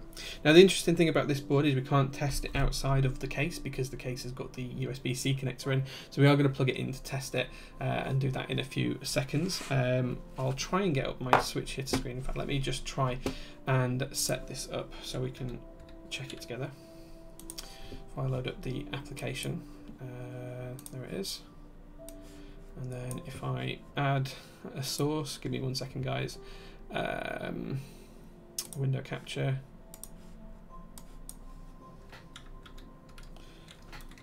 just going to name it so it stays there as well. Okay, let me see if I can find this in the list.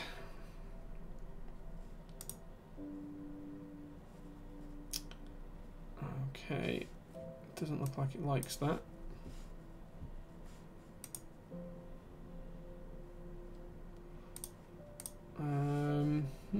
How weird.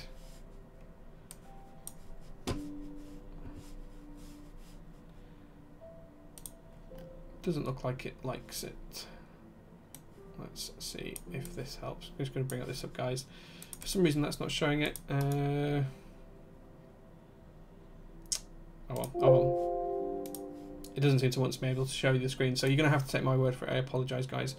I don't know why it's doing that. How bizarre. But it won't allow me to add. Let me just have one more go, because I do want to show you this, guys. Window capture. Add new source.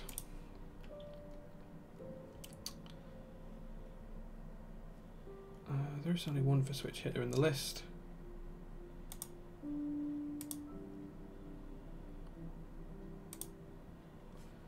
Okay, there we go, guys. You should be able to see that now. So what we're going to do is I'm going to tuck this down in this bottom corner so you'll be able to see it as it lights up. Let me just get the program up myself.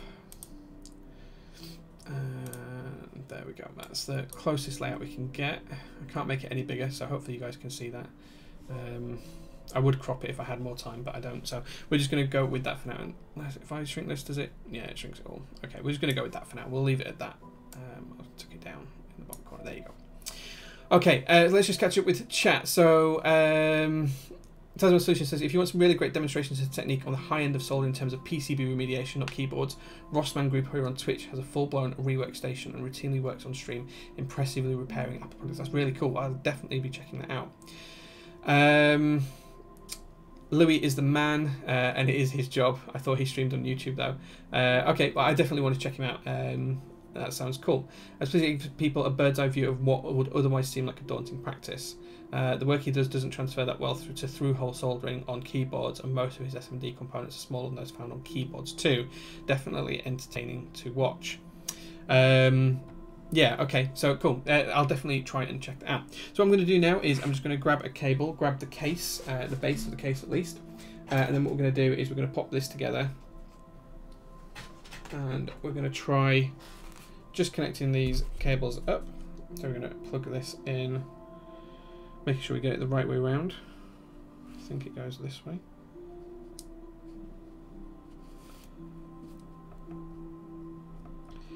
These little connectors are so fiddly.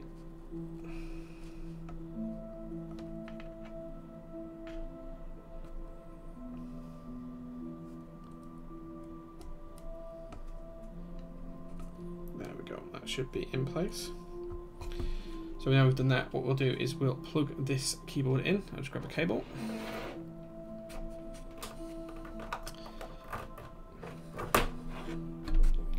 Apologies guys. You can hear that setting up, so I'll just give that 1 second.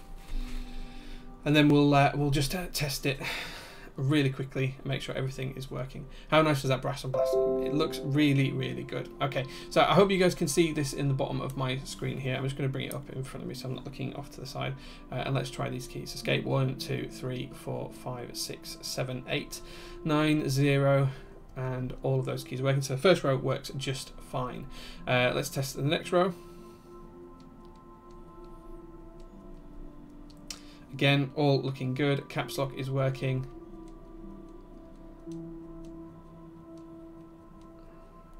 Oh, hitting the stab there.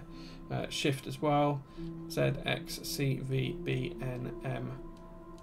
And then we've got the shift, and then that's the function key. So we'll check that out later. But everything is looking good. That might be function as well.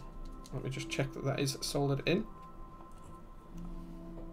Yes, so I'm comfortable that most of those, other than these, I think these are just different layers, so I think we're all good. So there we go. So let me just unplug this now. So now we're comfortable that all of that is working. All of the board looks good. I'm going to get rid of that. There we go. So all the board's set up. It's all working just fine. We're going to put the top case on now. I just need to make sure I get this the right way around. There we go. That all sits together nice and neatly. So here what you can see is that there is a gap on the edge, and that's because when we screw it down it compresses the gaskets and the plate against the gaskets, so we can be all comfortable on that front. Got long screws and short screws here. We're going to put a long screw in this corner here. Long screws go at the back, the shorter ones go at the front. And then I'm just going to tighten this up so it's just tight. Not going to go too far with it. And the reason for that is I just want to make sure all of the case is aligned nice and neatly before we tighten anything down fully. I'm going to take a short screw and we're going to compress the case here and just tighten that in as well. What I'm doing now is just checking the sides, making sure everything is nice and neatly aligned. Nothing's got too much of a gap or different pressures. I'm comfortable that's fine as it is, so now I can tighten this up. Just going finger tight. No need to over tighten these, so just until it won't go any further, no forcing it. We're then going to go diametrically opposed around the board just to even out any stress. It's always worthwhile doing that on anything you're screwing together that's got multiple bolts or screws. Again, shorter one for the front.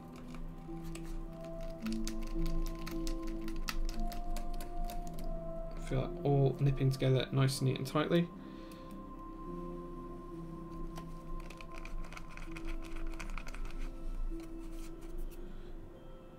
A couple of bits of fluff on these. Here we go.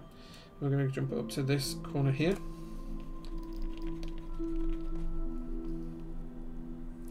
And then go here.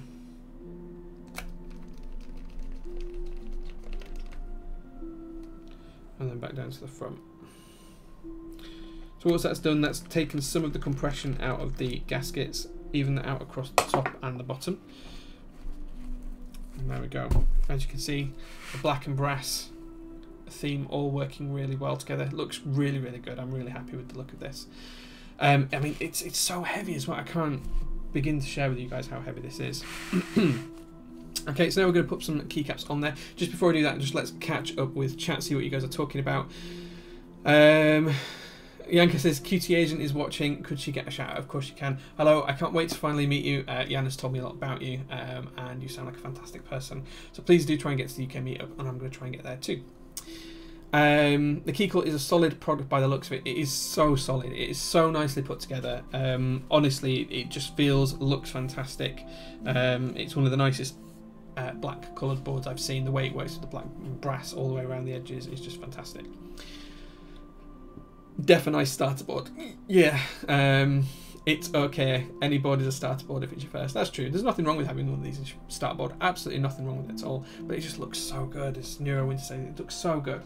Anyway, we're now going to put some keycaps on it. So let's get all of this red Sam. So I've only just picked this up. I've not even mounted this on any board of my own yet.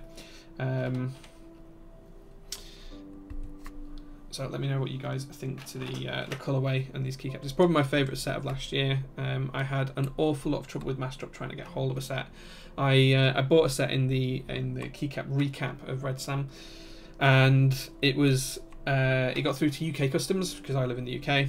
And when it got to the UK Customs, there was something wrong with the form that Mastrop had filled in, and the set got sent back to Mastrop. Mastrop refunded me and told me they had none in stock. So one of those things that just happens sometimes, a little bit unfortunate, but you get through it. So in the end, I ended up buying this off of the aftermarket secondhand, but I'm very, very glad that I managed to get hold of a set. So let me know what you guys think so far to the looks. How does that look, guys? Do you like this set? Do you think it looks good on this particular board? I like how you can see the brass between the keycaps. I think it looks really nice that way.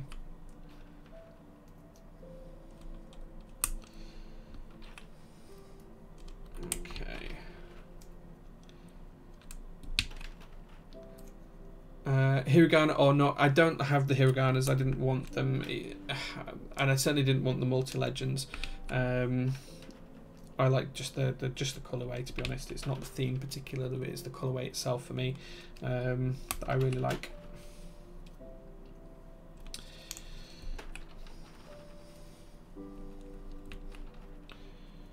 Okay, it looks like my colour's slightly off because this set doesn't look this bright in real life.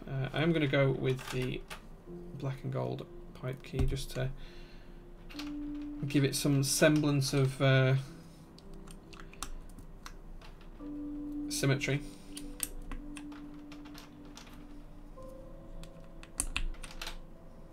Okay, oops. Sadly, Tronics, you are not getting these keycaps with this board. I hope you've got something similar or something nice to put on it yourself. But I won't be sending these, I'm afraid. And when I build myself, I won't be using the barred keycaps either. I'll be using the indented ones. I can't think of the correct term right now. Scooped, that's the word I'm looking for.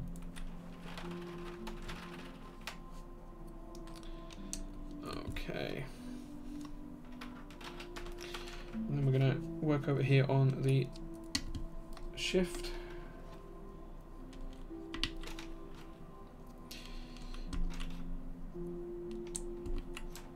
Those are in the wrong order in the case, so we'll make sure we put the right order on the board. Okay.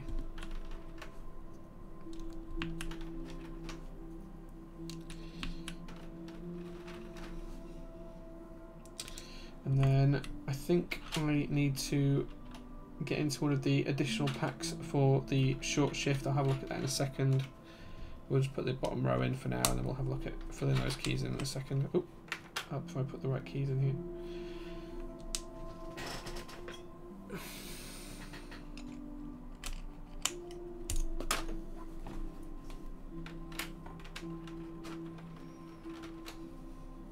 There we go. Get the correct bottom row back in here, guys.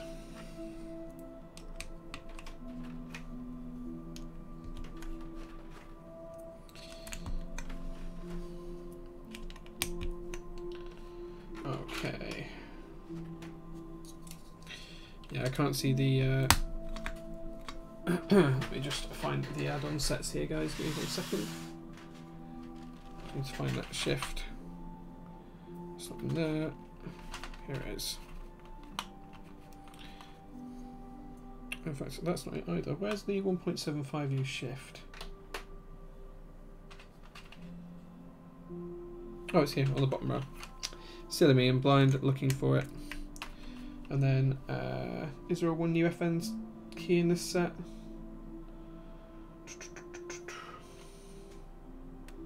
Yes, there it is.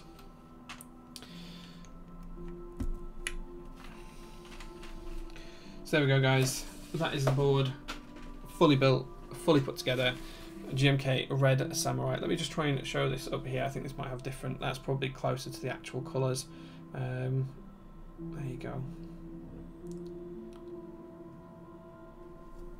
There we go. I think it's just the camera that's showing it's too bright. It's actually much more of a muted burgundy colour is Red Samurai. It's not actually bright red. So as I say, the camera that's on my face is a little bit more colour accurate. That's kind of broadly the colourway. You'd be able to find much better pictures online of it. The camera that I've got here, just because of the lights above it, it does brighten up a lot of the colours, and I try and mute it, and then it throws off what I'm looking at and stuff like that. So there we go. That's the board put together. The Red Sam is a little bit more dull in real life. Yes, it's not as bright as this. It is more of a burgundy colour. Yeah. Can we see the side profile? Of course you can. There you go, guys. That's broadly how it would sit when it's flush and flat. And then the top profile. And we can do the bottom profile as well. Oops. There you go. In fact, actually, that's probably closer to what the colour of the keycaps is in real life. There you go. That kind of colour that's showing up now. Okay, let me just catch up with what's going on in chat. I think I've missed a few. So Talisman Solutions, thank you very much for gifting the tier 1 sub to Yanka. He's a very good friend of mine. He'd be fantastic there. That's 54 gifts of you given. Thank you very much for that, dude. Corbin Dallas subscribed with Twitch Prime, subscribed for 17 months on the trot. Thank you very much, dude. I really appreciate that as well. The brass matches the legends really well. Yes, it does. So far so bueno. I'm not even a Red Samurai fan either. I think it's a great set. Again, the colour here is just a little bit bright. It has to be, just so you guys can see what I'm doing a lot of the time. Even when it's this brightness, you still couldn't see the black switches on a black background earlier on, so I have to be really careful. Like, these aren't as bright as they are in real life. These are a lot duller, so it's just one of those things. Trying to get the right colourway with the camera I have isn't great. I do need to get a better camera. Chester only says more people can buy meme NA survival kits for Yamon, please. I need Hamon, sorry, please. I need a cheaper price. I'd say the same about the UK ISO kit, but it's probably not going to happen. I just put together that this board is going ANSI layout, but you're in the UK. Yes, so this isn't my board. This is being built for Tronics. This board only offers the ANSI layout. It doesn't offer ISO or anything else. Pluto, thank you very much for the resub for 9 months. I'm actually watching, so I caught that one. Thank you very much, dude. So there we go. NVIDIA Signarim is good. ISO is a horrible layout. It all depends on the user, man. I prefer it. I think it looks good. It's comfortable for me. For other people, it's not. And hey, you know, if anyone likes the layout they use, then we're all winning, man. We're all winning. It's not to judge people on, really. Yes, it is Red Samurai. We covered that one off. Not digging the red, it's too bright. Yeah, as I say, it's not as bright as this. It's the colour of my camera. It's almost burgundy. Yeah. freaking gorgeous. Yeah, it's a stunning board. In real life, this set looks so nice. This is the first time I've actually seen it in person on a board, and I'm just so happy with it. It looks really good. I'm just going to check all the keys, make sure nothing's twisted or bent out of shape. Everything looks nice and square and even. Interestingly, the gap on this switch here is less than the rest, which is interesting. It's one of those things. Talisman Solutions they gifted a tier 1 sub to Pluto. I thought it was Pluto subbing, but thank you very much, Talisman. Thank you for that. Katie Gould says, where can you get keyboard kits? There are a few all over. This is a very limited edition one. I think it was $500 or so in the group buy, maybe even more. It's a Keycult number 160, so it's a rather rare piece. There's only 5 of this particular type with the brass inserts, so there are plenty of cheaper options out there from $50 up to $1,000 or more. So you can kind of judge it anywhere in between. What else are we talking about? They swapped SA Lux to GMK. Yes, I'm dead interested in that. I think it'll be very similar to these this colourway here, the black and the brass kind of colour.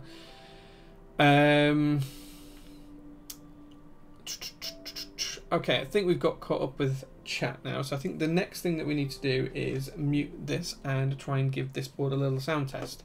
So let me know what you guys think of this. I haven't typed on it at all as yet, so let's see what you guys think.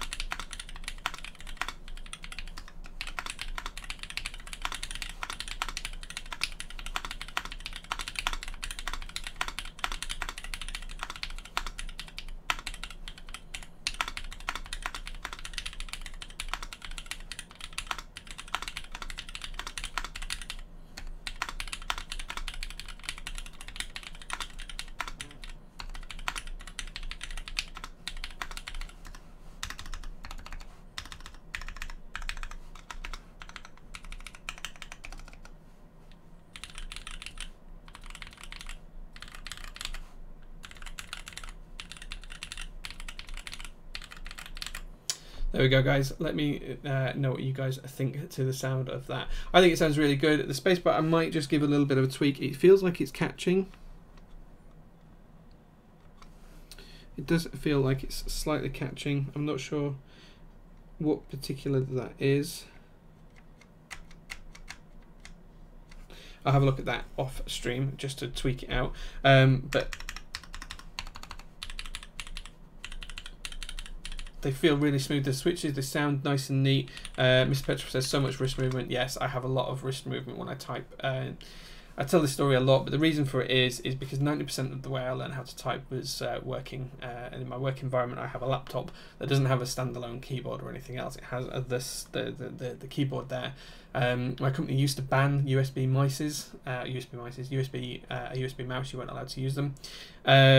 So what I ended up having to do was use my thumb on the trackpad down here, and I use this thumb for the left and right buttons. So that means that my typing is a lot lower down on the keyboard than most people, so I reach with my fingers, and it was just easier to keep my thumbs down here to move around and hit space. It's a terrible way to type. I am trying to teach myself to type better, but I'm not fast enough to get a decent sound test out of it as yet, but I will be able to in the next couple of months, all being well. So I am learning how to touch type, but yeah, there we go. And we've got A Holland as well. Thank you very much for joining. What is up, man? So yeah, so that's the board. It looks fantastic. It sounds amazing. I think you'll all agree that the board is absolutely stunning. I will give this a polish before I send it back to you, Tronics. But yeah, as you can see, lots of fingerprints because of the way we built the board. But it does look and feel really, really nice. I will have a look at this space bar. It's just a touch of, I don't know, I'll have a look at that. I'm not quite so good at that one. But Tronics, before I send this back to you, I will have a look at the spacebar. I will fix that for you. I'm not quite convinced that there's that's correct. It might be that it's just not seated correctly, actually. We'll have a look. Anyway, I'll fix that off stream. But I'm really, really looking forward to sorting it out for you. A few streamers commented that 7U spacebars tend to take more work to get right than 6.25U or 6U. Yeah, it all depends on the board, the build, the stabilizers, the keycap. It could just be this keycap because it's actually not sat straight, so it might actually be this spacebar itself that's bent or something like that. It is a second-hand set that I've only just picked up. So if I don't know if you guys can see, I'll try and get the camera angle just right, but there's more of a gap at this side than there is this side. I think it's the height of the so it's the height of the keycap is sitting higher here than it is here. I think there's a slight bow to it as well. I'm not sure if you guys can see that on there. There is a slight bowing to the cap, so it could just be the keycap, but I'll take a look at that off stream and fix that before I ship it back. I don't think it's bent stab wire. The stab wire was nice and straight. It could be the stab housing that's just a little bit off. Hopefully I won't need to take a board apart. I think it's the spacebar cap, if I'm honest. Just looking at it, it looks like the spacebar cap itself is slightly warped. If it is, it's ABS, so it's dead easy to warm it up with a hairdryer and to bend it back into shape. So yeah, and interestingly, the board that this set's going on, it won't be using a 7U spacebar, and it'll be using 6.25U. So this is, as I say, for Tronics, very much a customer build rather than a personal one this week, which is very rare. So yeah, so I'll have a look at that off stream. I think it's just the keycap. Even in just this view that you guys have got now, it looks like the keycap is bent there as well. So I'm definitely sure it's the keycap on this one. So yeah, I'll take a look at that.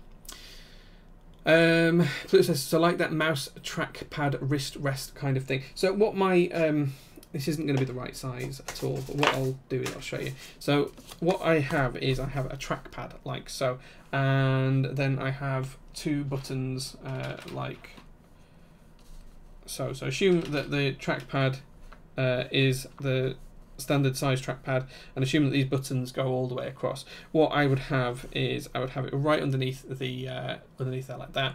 I would be typing up here. I'd be using my thumb to go around on the trackpad, and then I'd be clicking the buttons with that thumb. That's kind of how I would work generally at work.